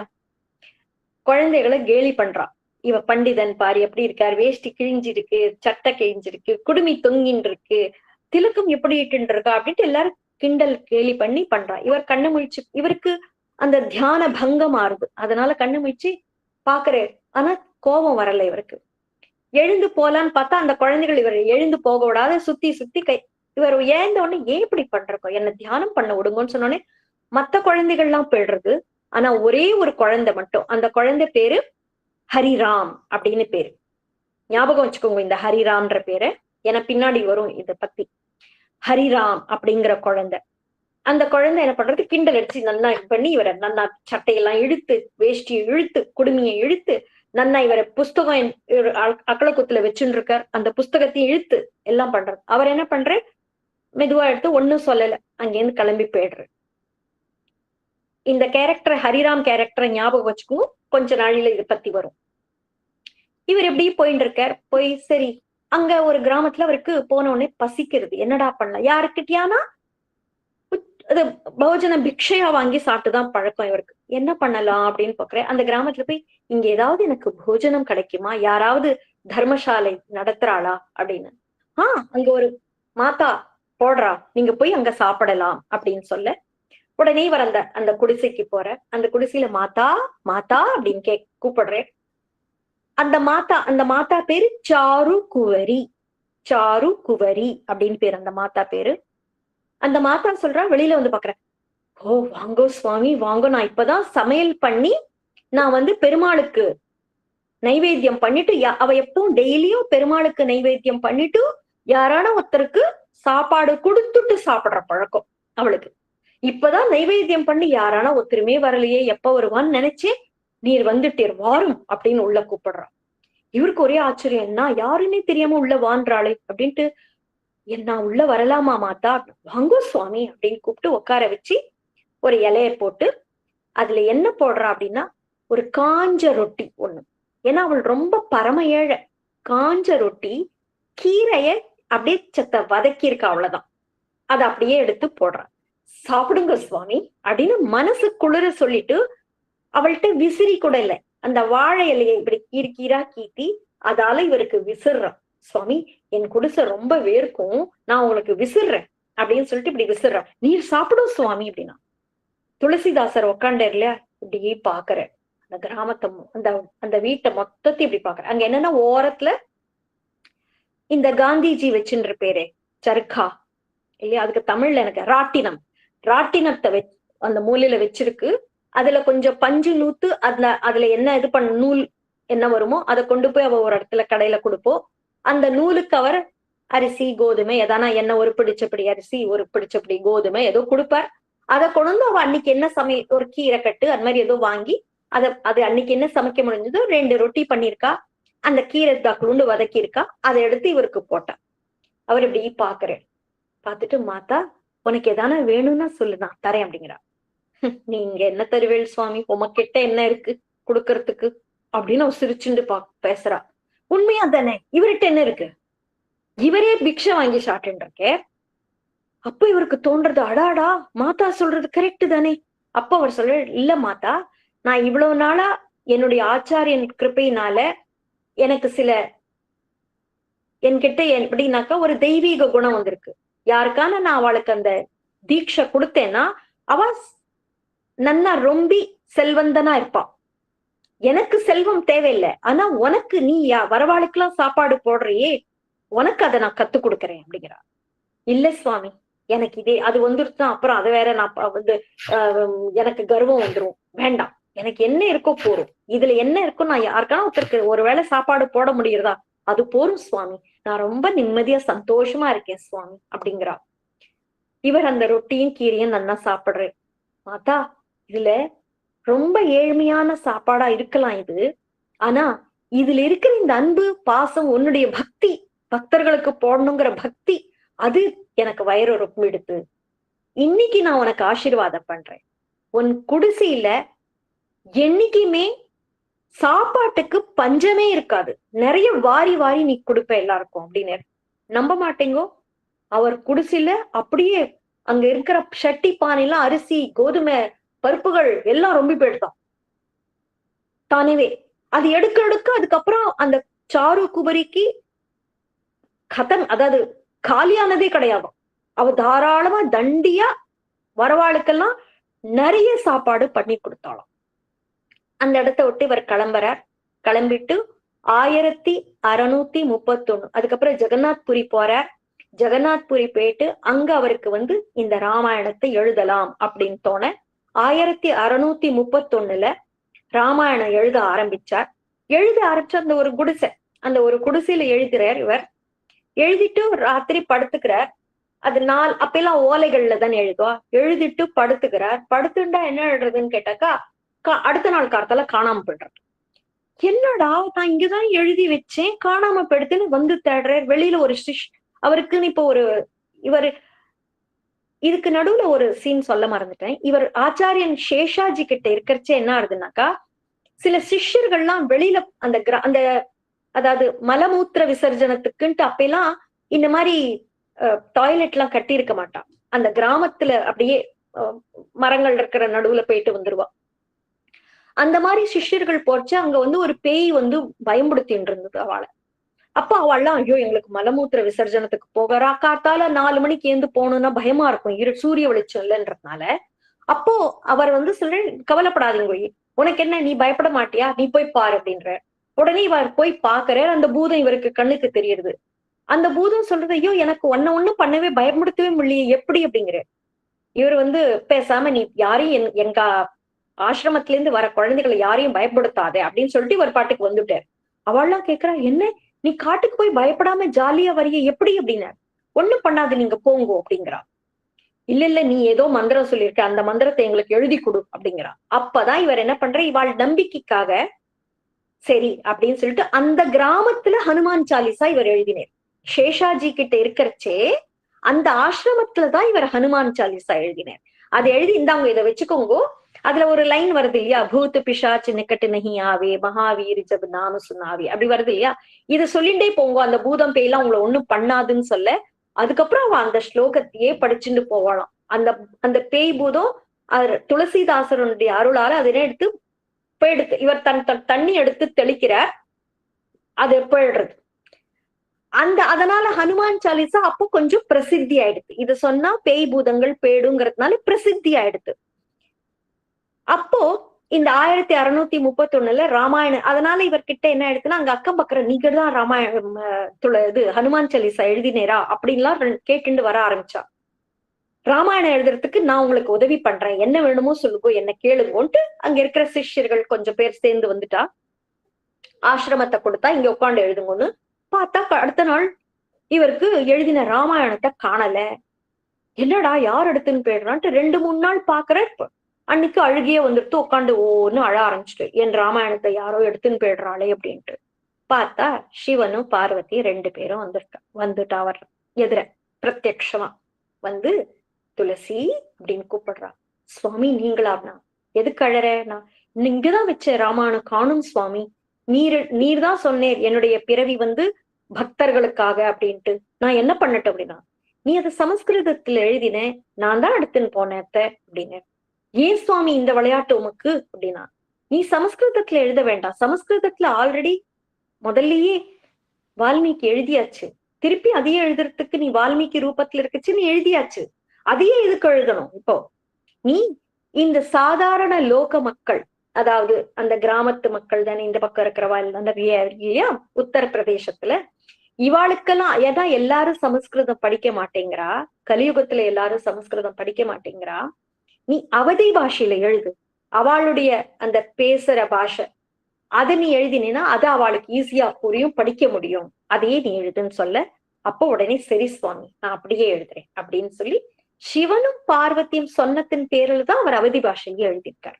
உடனே அந்த எல்லாத்தையும் எழுதி முடிக்கிறார். எல்லாம் முடிச்சுட்டு அவர் கொண்டு கொடுத்து செய்தனபோ இதனுடைய அத அப்பெல்லாம் எப்படின்னாக்கா, எப்படி அரங்கேற்றம் பண்றோம் இல்லையா, அந்த மாதிரி நம்ம எழுதின காவியத்துக்கு ஒரு நம்மளுக்கு கொடுப்பா, இது சிறந்தது காவியம் அப்படின்னு அரங்கேற்றம் பண்ணணும் காவியத்துக்கும். அது எங்க போய் பண்ணணும், என்னடா பண்ண, எப்படி பண்ணலாம் அப்படின்லாம் யோசிச்சுட்டு இருக்க. இதுக்கு நடுவுல என்னன்னா, இவர் நிறைய நீலகிரி பர்வதத்துக்கு போய் காக்கபூஷண்டிய பாக்குறார், சுமேரு பர்வதத்துக்கும் போறார், எல்லாரையும் பார்த்துட்டு எல்லாம் அவாக்கிட்ட எல்லாம் ராமாயணத்தை கேட்டுதான் எழுதியிருக்கார். எழுதிட்டு சரி இனிமே என்ன பண்ணலாம் அப்படின்னு நினைச்சுட்டு ஒரு கிராமத்து வழியா வந்துட்டு இருக்கேன், நம்ம சித்திரக்கூட்டத்துக்கு போவோம் அப்படின்னு சொல்லிட்டு ஒரு கிராமத்துக்கு வழியா வந்துட்டு இருக்கேன். அந்த கிராமத்து வழியா வந்தா என்ன ஆகுதுன்னு கேட்டா, அங்க ஒரு மரம் இருக்கு. அந்த இவர் என்னன்னா அந்த அந்த ராமாயணத்தை அந்த அந்த சித்திரக்கூட்டத்துல ஒரு இடத்துல கொஞ்சம் உட்காந்துக்கிறார், அந்த ஒரு ஆசிரமம் மாதிரி. அங்க அந்த இடத்துலயும் அதே மாதிரி லகுசங்கா, அதாவது மலமூத்திர விசர்ஜனத்துக்கு ஒரு இடம் வழியா போகணும். அவர் போயிட்டு அங்கேருந்து வரைச்சு அந்த தன்னுடைய சொம்புல ஜலம் இருக்கும் இல்லையா, அத கால் அலமிண்டு வருவார், ஒரு மரத்துக்கு கீழே கால் அலமிண்டு வருவார். ஒரு நாள் என்ன ஆச்சு, இப்படி வரைச்சு அந்த சொம்பு தண்ணி கீழே கொட்டி போயிடுறது, காலே அலம்பிக்கல கீழே கொட்டி போயிடுறது. அங்க ஒரு பிசாசு உட்கார்ந்து, அந்த பிசாசு சொல்றது, ஐயோ இன்னைக்கு நீ காலே அலம்பிலையே, எனக்கு எப்படி தாகம் போகும், என்னப்பா துளசி கால் அலம்பிக்கலையா, துளசிதாசரே கால் அலம்பிண்ட ஜலத்தை குடும் அப்படிங்கிறது. இவர் பாக்குற, என்னடா யார் பேசுறான்னு பார்த்தா ஒரு பிசாசு கண்ணுக்கு தெரியுது. யார்ப்பா நீ அப்படிங்கிற. அது சொல்றது, என்ன உமக்கு அடையாளம் தெரியலையா சுவாமி, எனக்கு உங்களை நல்லா நினைவு இருக்கு அப்படிங்கிறது. நான் உன்னை இதுக்கு முன்னாடி பாத்திருக்கேனா அப்படின்னு. ஆமாம் சுவாமி. யார் நீ அப்படிங்கிற. ஐயோ உங்களுக்கு நினைவில்லையா, அங்க ஒரு கிராமத்துல நிறைய குழந்தைகள் உங்களை படித்திட்டே, அதுல அந்த ஹரிராம், அதுதான் நான் இப்ப பிசாச ரூபத்துல இருக்கேன். நீ பிசாசுனா எப்படி மாறினே, என்ன ஆச்சு, ஏதான துர்மரணம் ஏற்பட்டிருத்தா அப்படின்னு. இல்ல சுவாமி, ஒரு பெரிய ராமாயண புலவர் நீர், உமக்கு நான் பண்ணின பாவத்துக்காக தான் இந்த பிசாசு ரூபம் எனக்கு. எங்க அப்பா அதான் என்ன நான் எப்படி இப்ப உங்களை பார்க்க முடியுது அப்படின்னா, காயத்ரி ஜபம் 1,00,000 மேல நான் பண்ணியிருக்கேன். அதாவது அவ அப்பா பண்டிதர், காயத்ரி ஜபம் அவ அப்பாவும் பண்ணியிருக்கேன், நானும் பண்ணியிருக்கேன். அப்ப நீ எப்படி காயத்ரி ஜபம் பண்ணியும் பிசாசு ரூபத்துல எப்படி? அதுதான் சுவாமி உமக்கு நான் பண்ண பாவம். உம்மை நான் கிண்டல் பண்ணி உங்களை சிரிச்சு கல்லால் அடிச்சு அத்தனையும் பண்ணேன் இல்லையா, அதுக்கு எனக்கு மோட்சம் கிடைக்கல. தாகத்தால நான் ரொம்ப நாளா இப்படி கிடக்கேன். நீர் கால் அலம்பின ஜலம் அததான் நான் அருந்திண்டு என்னுடைய தாகத்தை போக்கிக்கிறேன் அப்படின்னு உடனே, அடாடா அப்ப இதுல இருந்து உனக்கு வெளியில வரத்துக்கு என்ன வழினா, நீர் உம்ம கையால எனக்கு எனக்கு ஒன்னு ஸ்லோகத்தை சொல்லி ராமாயணத்தை எனக்கு சொன்னேன்னா நான் இந்த உருவத்தை விட்டு எனக்கு மோட்சம் கிடைக்கும் அப்படிங்கிறார். அப்படியா, அப்பெல்லாம் நான் உனக்கு கண்டிப்பா படிக்கிறேன்ப்பா. நான் உனக்கு சபிக்கல, நீ பிசாசா போன்னு சபிக்க இல்ல சுவாமி, நீர் சபிச்சதுனால நான் பெய்யால ஒரு பிராமணரை நம்ம கேலி கிண்டல் பண்ணி அவளை அவமரியாதை பண்ணி கல்லால வேற அடிச்சு பண்ணா அவ கண்டிப்பா பிசாசா ஆவா அப்படிங்கிறது தெரிஞ்சும், நானும் பிராமண குலத்துல பிறந்து தெரிஞ்சு கூட இதை நான் பண்ணேங்கிறது தான் இந்த இது அப்படின்னு சொல்ல, உனக்கு இதுல இருந்து விடுதலை கிடைக்கட்டும் உடனே துளசிதாசர் ராமாயணத்தை அங்க அதுக்கு சொல்ல, அது சொல்றது இப்ப நான் எனக்கு நீ என்ன உங்களுக்கு எதான நான் தரணும் அப்படிங்கிறது. நீ பிசாசு உடல்ல இருந்து எனக்கு என்ன கொடுக்க போற? எனக்கு ஒண்ணும் வேண்டாம், உனக்கு என்ன வேணுமோ சொல்லு, ஒரு பெரிய மாளிகை அமைச்சு கொடுக்கட்டுமா அப்படின்னு கேக்குறது. ஏன்னா என்கிட்ட ரித்தி சித்தி இருக்கு, ஏன்னா 1,00,000 ஜபம் பண்ணிட்டேன், அந்த ரித்தி சித்தி இருக்கு. எனக்கு இந்த பூத உடல்ல இருந்து போக முடியாது, ஏன்னா நான் பாப்பா பண்ணேன், அதனால இதுல இருக்கேன். ஆனா மத்தவாளுக்கு நான் கொடுக்க முடியும், உனக்கு ஒரு நல்ல மாளிகை கொடுக்குறேன் அப்படி. ஐயோ எனக்கு அதெல்லாம் வேண்டாம்ப்பா, எனக்கு இருக்கிற என் குடிசையே ரொம்ப நன்னா இருக்கு போதும். ஆனா நீ குடுக்கறேன்னு சொல்லி அப்ப எனக்கு ராமர தரிசனம் காட்ட பண்ணு அப்படிங்கிறேன். அப்ப சொல்றது, நீ இப்ப டெய்லி ராமாயணம் சொல்லிட்டு இருக்கியே, நான் உன்னை பாரலோகிக் சுக் கொடுக்க முடியாது, லௌகிக சுகம் ஒண்ணு கொடுக்க முடியும் அப்படிங்கிறது. அப்படியா, என்ன கொடுப்பேன் அப்படின்னு கேக்குற துளசி. அப்ப சொல்ற, நீ சொல்லி அவர் அந்த அந்த இடத்துல சித்திரக்கூட்டத்துல ராமாயணம் சொல்லிட்டு இருக்காரு, டெய்லி எல்லாரும் பக்தர்கள் கேக்குறா, நீ டெய்லி ராமாயணம் கதை சொல்றியே, உன்னுடைய கதைக்கு ஹனுமார் கேக்குறார், நீ அவரை காலை பிடிச்சுக்கோ, அப்ப ராம தரிசனம் உனக்கு கண்டிப்பா கிடைக்கும் அப்படின்னு சொல்ல, ஹனுமார் எனக்கு கதை கேட்க வர்றா, நான் பார்க்கவே இல்லையே, இவ்வளவு நாளா கதை சொல்லிட்டு இருக்கேனே. அப்போ அவர் சொல்ற, அந்த பிசாசு சொல்றது, அவர் உடம்பு ஃபுல்லா கட்டு போட்டுண்டு குஷ்டரோகி மாதிரி வர்றார். ஏன்னா அவர் ஹனுமார் மாதிரி வந்தா யாரும் நம்ப மாட்டா, இல்ல அதோட கூட அவள்லாம் தேவத புருஷர்கள் இல்லையா, ஹனுமாருங்கிறது எப்படி அவ இந்த மாதிரி சாதாரண லோகத்துல நம்ம கண்ணுக்கு நம்ம சக்ஷுக்கு எல்லாம் தெரிய மாட்டா, அதுக்கு திவ்ய சக்ஷு திவ்ய இது வேணும், அப்பதான் வருவா, அதனால உமக்கு தெரியலன்னா. அப்படியா, எனக்கு நீ இது ஹனுமாரை காட்டி கொடுத்ததுக்கே எனக்கு ரொம்ப சந்தோஷம் அப்படின்னு சொல்லிட்டு இவர் தன்னுடைய குடிசைக்கு வந்துடுறார். பாக்குறேன், அன்னைக்கு ராமாயணம் சொல்ற இடத்துல உட்காந்து இப்படி பாத்துட்டு இருக்கேன், யாரு குஷ்டரோகி மாதிரி வரா அப்படின்ட்டு பார்த்தா, எல்லாருக்கும் முன்னாடி ஒருத்தர் குஷ்டரோகி மாதிரி கைய கொம்பு ஊனிண்டு அப்படின்னு பிடிச்சுண்டு மெதுவா நடந்து வரார். உடம்புல எல்லாம் பார்த்தா சீழு ரத்தம், ஒரே துர்நாற்றம்ட்டு எல்லாரும் தூர போய் உட்காந்துக்கிறா. அவர் என்ன பண்றேன், ஒரு மூலையில உட்காந்துக்கிறேன், இப்படி உட்காந்துக்கிறேன், இப்படி நிமிந்து பாக்குறேன், மொத்தம் பட்டி கட்டி இருக்கு உடம்பு ஃபுல்லா, குஷ்டரோகி கட்டுற மாதிரி இப்படி உட்காந்துருக்கேன். மெதுவா கண்ணை மட்டும் உயர்த்தி பாக்குறாரு. துளசி இப்படியே அவரையே பார்த்துட்டு இருக்கேன். இப்ப அவர் வியாசபீட்டத்துல உட்காண்டதுனால அவர் ஏந்திருக்க கூடாது, நடுவுல வியாசபீட்டத்துல உட்காந்துட்டா நடுவுல ஏந்திருக்க கூடாது, அதனால அவர் ஏந்திருக்கல. ஆனா இப்படின்னு பாக்குறேன், எதுக்கு துளசி என்ன பாக்குறான், என்ன புரிஞ்சுட்டானோ அப்படின்னு ஹனுமார் நினைச்சுக்கிறார் மனசுல. ராமாயணம் ஃபுல்லா கேட்டாச்சு, அன்னைக்கு எவ்வளவு சொல்லணுமோ, நவாம்சம் தானே படிப்பா இல்லையா, 9 நாள் படிப்பா இல்லையா, அன்னைக்கு அந்த நாளன்னைக்கு எவ்வளவு கதை சொல்லணுமோ கேட்டுட்டா எல்லா ஜனங்களும் எழுந்து போக ஆரம்பிச்சிருக்கு. இப்ப துளசி உடனே தன்னுடைய இடத்த வியாசபீட்டத்தை சேவிச்சுட்டு குடு குடு குடுன்னு அந்த ஹனுமார் பின்னாடி ஓடி வர போயிடு. இங்க நடமாட்டம் இருக்கிற இடத்துல நம்ம இந்த துளசி என் பின்னாடியே வரா, பார்த்து பார்த்து ஓடின்னு இருக்கேன். நம்ம நடமாட்டம் இருக்கிற இடத்துல நம்ம எதுவும் பேச வேண்டாம், காட்டு பக்கம் போயிடுவோன்ட்டு மறைஞ்சுட்டேன். மறைஞ்ச இவர் துளசி பார்த்து பார்த்து பார்த்து ஓடி வர பின்னாடியே, எங்க போனார், ஐயோ இங்கதானே இருந்தேன் அப்படின்ட்டு. அப்புறம் கொஞ்ச தூரத்துல பார்த்தா அந்த குஷ்டரோகி போறது தெரியுது. உடனே இவர் குடுகுடுன்னு ஓடி போய் அங்க அவர் வந்து எதுக்குப்பா என் பின்னாடி வரே அப்படின்னு மெதுவா கேக்குறாரு. சுவாமி எனக்கு கிருபா கட்டாட்சம் பண்ணும் அப்படின்னா, யாருப்பா நீ, யார் சுவாமி? நான் குஷ்டரோகி, போ போ, என்கிட்ட வராத, உனக்கு உடம்புக்கு வந்துரும், போ, நகர்ந்து போ அப்படிங்கிறேன்.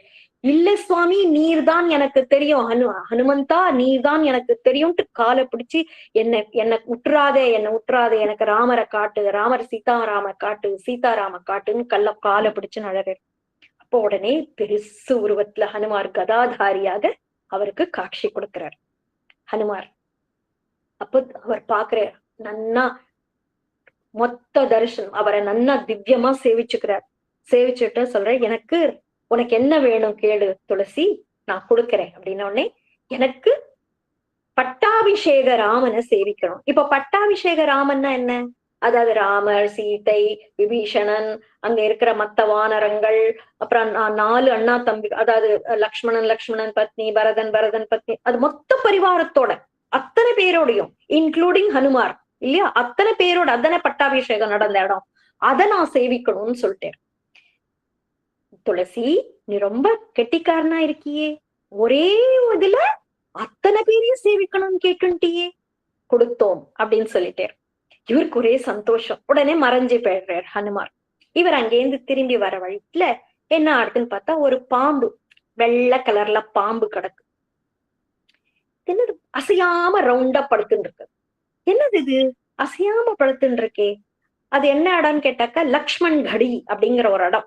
அந்த இடத்துல என்னது இது இப்படி படுத்துன்னு இருக்கே அப்படின்னு சொல்லிட்டு அந்த பாம்பை போய் இப்படி தொடறேன்.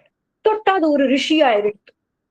அந்த ரிஷி யாருக்கு பேர் என்ன அப்படின்னா யோகஸ்ரீ முனி அப்படின்னு ஒருத்தர்.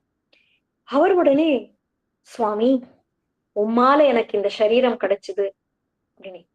நீர் ஒரு மனிதரா, எப்படி பாம்பா எதுக்கு உட்காண்டிருக்கீர் நீர் அப்படின்னா, ஐயோ எனக்கு அது வந்து சாபம், ஒருத்தர் ரிஷியை நான் தொந்தரவு பண்ணேன், அதனால கொடுத்த சாபம், நீ பாம்பா போன்னு போயிடுச்சுட்ட, எவ்வளவு காலமா இங்க இருக்கேன். அப்புறம் அவரே சொன்னேன், இந்த பக்கமா துளசி வரைச்சே உனக்கு விடுதலை கிடைக்கும், அவனுடைய ஸ்பர்ஷத்னால உனக்கு விடுதலை கிடைக்கும்னு சொன்னார்.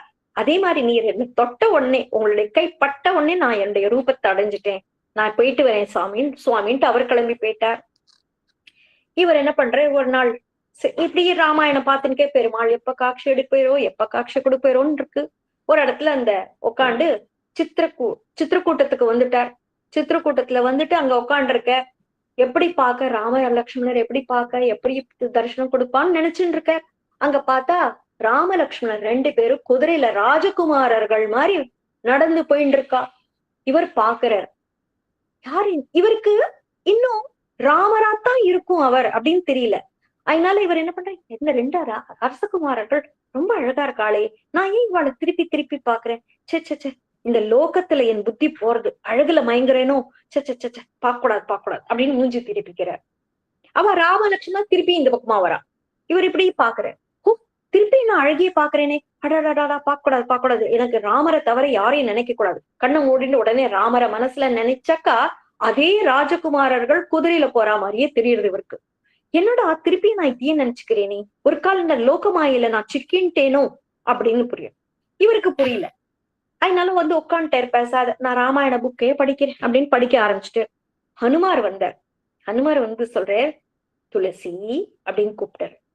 உடனே ஒரு, சுவாமி நீரா வாரும் அப்படின்னா, என்னப்பா ராமர் வந்து தரிசனம் கொடுத்தாலும் நீ சேவிக்கலையே அப்படின்னு. எங்க நான் எப்ப பார்த்தேன் ராமரேனா, அந்த குதிரையில 2 பேரும் வந்தாளே, அடாடா வா ராம லக்ஷ்மணாலா, எனக்கு தெரியாம போயிடுத்து சுவாமி, ஐயோ நான் தெரியாம பண்ணிட்டேனே, எனக்கு என்ன விடுவு காலம் அப்படின்னு. கவலைப்படாதே, அடுத்த வாட்டி வந்தா கொஞ்சம் நன்னா கண்ணை திறந்து பாரு. ஐயோ நான் லோகமாயேன்னு நினைச்சுட்டேனே அப்படின்னா, இல்ல அடுத்த வாட்டி கண்டிப்பா வருவா, கண்டிப்பா பாத்துக்கோ அப்படின்ட்டு. சரி அப்படின்னா அடுத்த நாள் ஆச்சு. ஒரு 2-3 நாள் ஆயிடுத்து. அந்த மரத்துக்கு கீழே உட்காந்து இவர் என்ன பண்றே, நாளைக்கு உன்னை திருப்பி பார்க்க ராமர் வரப்போறார், நன்னா அடையாளம் வச்சுக்கோ. அப்படியா, சரி அப்படின்ட்டு உடனே உட்காந்து சந்தனத்தை அழைச்சுட்டு இருக்கார். அப்ப கரெக்டா ஒரு சின்ன பையன் வந்து சொல்லிட்டு, பண்டிட்ஜி எனக்கு கொஞ்சம் திலக்கு சந்தனம் நெத்தியில இட்டு விடேன் அப்படின்ட்டு. இவர் சந்தனத்தை இப்படி குழைச்சுன்னு இருக்கார், நிமிர்ந்தே பார்க்கல. நன்னா சந்தனத்தை குழைச்சு, இல்லப்பா உனக்கெல்லாம் சந்தனம் கிடையாது, என்னுடைய ராமன் வரப்போறான் கொஞ்ச நாளில, அவனுக்குதான், பெருமாளுக்கு இடாதெல்லாம் என் பசங்களுக்கு எல்லாம் கிடையாது, போ சேட்டை பண்ணாத, போ அண்ணண்ட போ அப்படின்ட்டு. அந்த பையன் சொல்றது, ஒரு வாட்டி நிமிந்து பார்த்துதான் இட்டு உடை, நான் எவ்வளவு அழகா இருக்கேன் பாரு, இட்டு உடை பண்டிட்ஜி அப்படிங்கிறது. இவர் இல்ல, அழகு இழகுலாம் சின்ன பையன் எல்லாம் பேசப்படாது, போ போ அண்ணண்ட போ, இப்ப எனக்கு ராமர் வர டைம் ஆச்சு, எதுவும் பண்ணாத, என்ன எதுவும் தொந்தரவு கொடுக்க கூடாது பசங்களா, எப்பவும் நீங்க கத்திண்டே இருக்கல், நான் ராமாயணம் படிக்கிறச்சியும் எதுவும் கத்தாம போ, எங்க மூலையில உட்கார் அப்படின்ட்டு. இவர் இப்படி இந்த மாதிரி நிமிந்தே பார்க்காம இருக்கிறதுனால ஹனுமார் என்னடா இந்த இவனுக்கு துளசிக்கு சொல்லிட்டு வந்தேன் ராமர் வரப்போறாருன்னு, நன்னா கண்ணை முழிச்சிருன்னு, நிமிந்தே பார்க்க மாட்டேங்கிறானே இவன் துளசி அப்படின்னு அவருக்கு மனசு அடிச்சுக்கிறது. அவர் என்ன பண்ணார், சரி நானேதான் போகணும் போல இருக்கு அப்படின்னு சொல்லிட்டு கிளி ரூபத்துல அந்த மரத்துக்கு உட்காந்து அங்க 2 லைன் சொல்றார். என்ன சொல்றார், சித்திரகூட் கி घाट पे भई संतन की भीड़, चित्रकूट की घाट पे भई संतन की भीड़, तुलसीदास चंदन घिसे तिलक करे रघुवीर. அப்படின்னா என்ன அர்த்தம்னா, சித்திரக்கூட்டத்தினுடைய அந்த கரையோரம், நதிக்கரையோரம் நிறைய சந்தர்கள் உட்காண்டிருக்கா, துளசிதாசர் சந்தனத்தை இழைச்சுன்னு இருக்கார், அதை இழைச்சுட்டு கிடைச்சு எதிர ரகுவீர், அதாவது பெருமாள் ராமர் ரகு, அவர் எதிரியே வந்திருக்க, ரகுனுடைய வீரன் எதிரியே திலக்க இட்டுக்க வந்திருக்கான் அப்படின்னு கிளி ரூபத்துல மேல மரத்துல உட்காந்து அவர் அந்த 2 லைனை பாடுறார். சித்திரகூட் கி घाट पे भई संतन की भीड़, துளசிதாஸ் சந்தன் घिसे तिलक करे रघुवीर அப்படின்னு சொன்ன உடனே துளசிதாசர் அழைச்சுட்டு இருக்காரு இல்லையா, டக்குன்னு அப்படி நிமிந்து பாக்குறேன், ராமர் என்கிட்ட எதிரி இருக்கிறது ராமரான்னு பாக்குறாரு இல்லையா, அப்படியே பார்த்துட்டு அப்படியே மயங்கி கீழே விழுந்துட்டார். 2 நாள் எழுந்திருக்கவே இல்லை. எல்லாரும் என்ன நினைச்சுட்டு இருக்கா, இந்த பண்டிட்ஜி எப்போ ராத்திரி எல்லாம் கண்ணு முடிச்சுன்னு ராமாயணம் படிச்சுட்டு இருப்பாரு, அதனால தூங்கிட்டு இருக்காராக்கும்னு நினைச்சுன்னு போயிட்டா எல்லாரும். ஹனுமார் துளசி அப்படின்னு கூட்ட உடனே ஹனுமாருடைய குரலை கேட்டு எழுந்துட்டு, எங்க என்றாம் எங்க என்றாம் அப்படிங்கிறேன். அவர் போயாச்சு, நீ எழுந்துரு அப்படிங்கிறேன். ஐயோ, எனக்கு நான் அவரை நன்னா கட்டி தழுவி பார்த்து சேவிக்கணும்னு ஆசைப்பட்டேனே, எனக்கு இப்படி அவரை சேவிக்க முடியாத ஏதோ ஒரு தடங்கள் இப்படி ஆயிட்டு இருக்கே சுவாமி, நான் என்ன பண்றது அப்படின்னு கேக்குறச்சே, கவலைப்படாத, தரிசனம் கொடுப்பார் அப்படின்னு சொல்ல உடனே இவர் என்ன பண்றாரு, அதுல இருந்து எப்ப பார்த்தாலும் போல, ஐயோ ராமா, உன்னை சேவிக்கக்கூடிய தரிசனம் கொடுத்து நீதாங்கிறதையும் எனக்கு புலப்பட வையே, எனக்கு அது தெரிய மாட்டேங்கிறதே, எனக்கு ஞானம் இல்லையே, எனக்கு ஞானத்தை கூட ஒண்ணு, நீ எதிர வந்தாலும் புரிஞ்சுக்கிற ஞானம் இருந்தாதானே அவளை புரிஞ்சுக்க முடியும். வைரம் தெரிஞ்சாதானே எனக்கு தெரியாது, வைரம் கல்லுன்னு நினைச்சுன்னு தூக்கி போட்டுருவேனே இல்லையா, அப்படி இருக்கேனே நானு, எனக்கு அந்த ஞானத்தையும் எனக்கு கொடு பகவானேன்னு அழுதுன்னு இருக்கேன். ஆனா பெருமாள் பக்தி பண்ணிட்டு இருக்கேன். ஒரு நாள் என்னாச்சு, இவர் இப்படி நடந்து போயிட்டு வரைச்சே அந்த இடத்துல ஒரு பெரிய மைதானம், இங்கெல்லாம் ராமலீலான்னு ஒண்ணு நடக்கும் தீபாவளிக்கு முன்னாடி. அந்த மாதிரி ராமலீலா நடந்துட்டு இருக்கு. ராமர், லக்ஷ்மணர், சீதை, பரதர், சத்ருக்னர், கைகேயி, கௌசல்யா, சுமித்ரா எல்லாரும் இருக்கா, ஹனுமார் இருக்கார், விபீஷணா இருக்கான், சுக்ரீவன் இருக்கான், அங்கதன் இருக்கான், நல நீளன் இருக்கான், எல்லாரும் இருந்துட்டு இருக்கா. அப்படியே பெரிய நாடகம் நடந்துட்டு இருக்கு. அதுல அந்த பண்டிட்ஜி இருக்காரு இல்லையா, அந்த பண்டிட்ஜி சொல்ற, ஹரி துளசி பண்டிட்ஜி வாங்க உங்க கையால ஆர்த்தி பண்ணுவோம் அப்படின்னு சொல்லி கொடுக்குறா. இவருக்குள்ள அந்த ராமரையே பார்த்துட்டு இருக்கு. ஐயோ, இது நிஜமான ராமர் மாதிரியே இந்த பையன் ரொம்ப நன்னா நடிக்கிறானே, ரொம்ப நன்னா நடிச்சிருக்கானே, அழகா இருக்கானே, அந்த ராமர் இந்த அழகு இந்த மாதிரியே இருப்பேரா, இல்ல இதை விட இன்னும் அழகா இருப்பேரா, எப்படி இருப்பார் அப்படின்னு நினைச்சிட்டு நன்னா ஆர்த்தி எல்லாம் பாடி நன்னா கொடுத்துட்டு அவர் அந்த பண்டிட்ஜி, இந்தாங்க நீ உங்க கையால ஆர்த்தி பண்ணேன், ரொம்ப சந்தோஷம், இந்தாங்க பிரசாதம் வாங்கிக்கோங்க அப்படின்னு கொடுக்க, அந்த பிரசாதத்தையும் எடுத்து வாயில போட்டுண்டு இவர் நீள ஆத்துக்கு வரலான்னு வந்துட்டு இருக்கேன்.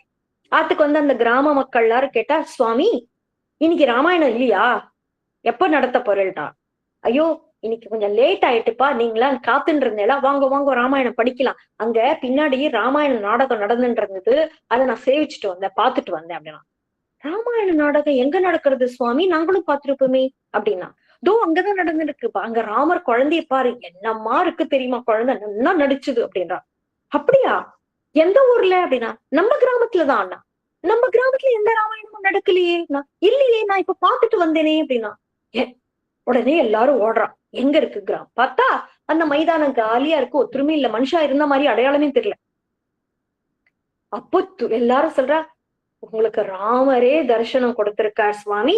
ராமாயணம் இங்க நடக்கிறதா இருந்தா முதல்ல அந்த கிராமத்து அதிகாரியான என்கிட்ட பர்மிஷன் வாங்கியிருக்கணும். சாக்ஷாத் பரபிரம்மே உங்களுக்கு ராமாயணத்தை காமிச்சிருக்கு அப்படின்னு சொல்ல துளசிக்கு திருப்பியும் வருத்தம். அடாடா, இந்த க்ஷணமும் நான் விட்டுட்டேனா அப்படின்னு சொல்லிட்டு ரொம்ப வருத்தப்படுறேன். அதுக்கப்புறம் காஷிக்கு போய் அங்க ஒருத்தர் என்ன பண்ற, ஒரு ஒரு சாது, அவர் மே ஹத்தியாராகும், நான் கொலைக்காரன், நான் கொலைக்காரன் அப்படின்னு சொல்லிட்டே போயிட்டு இருக்கு.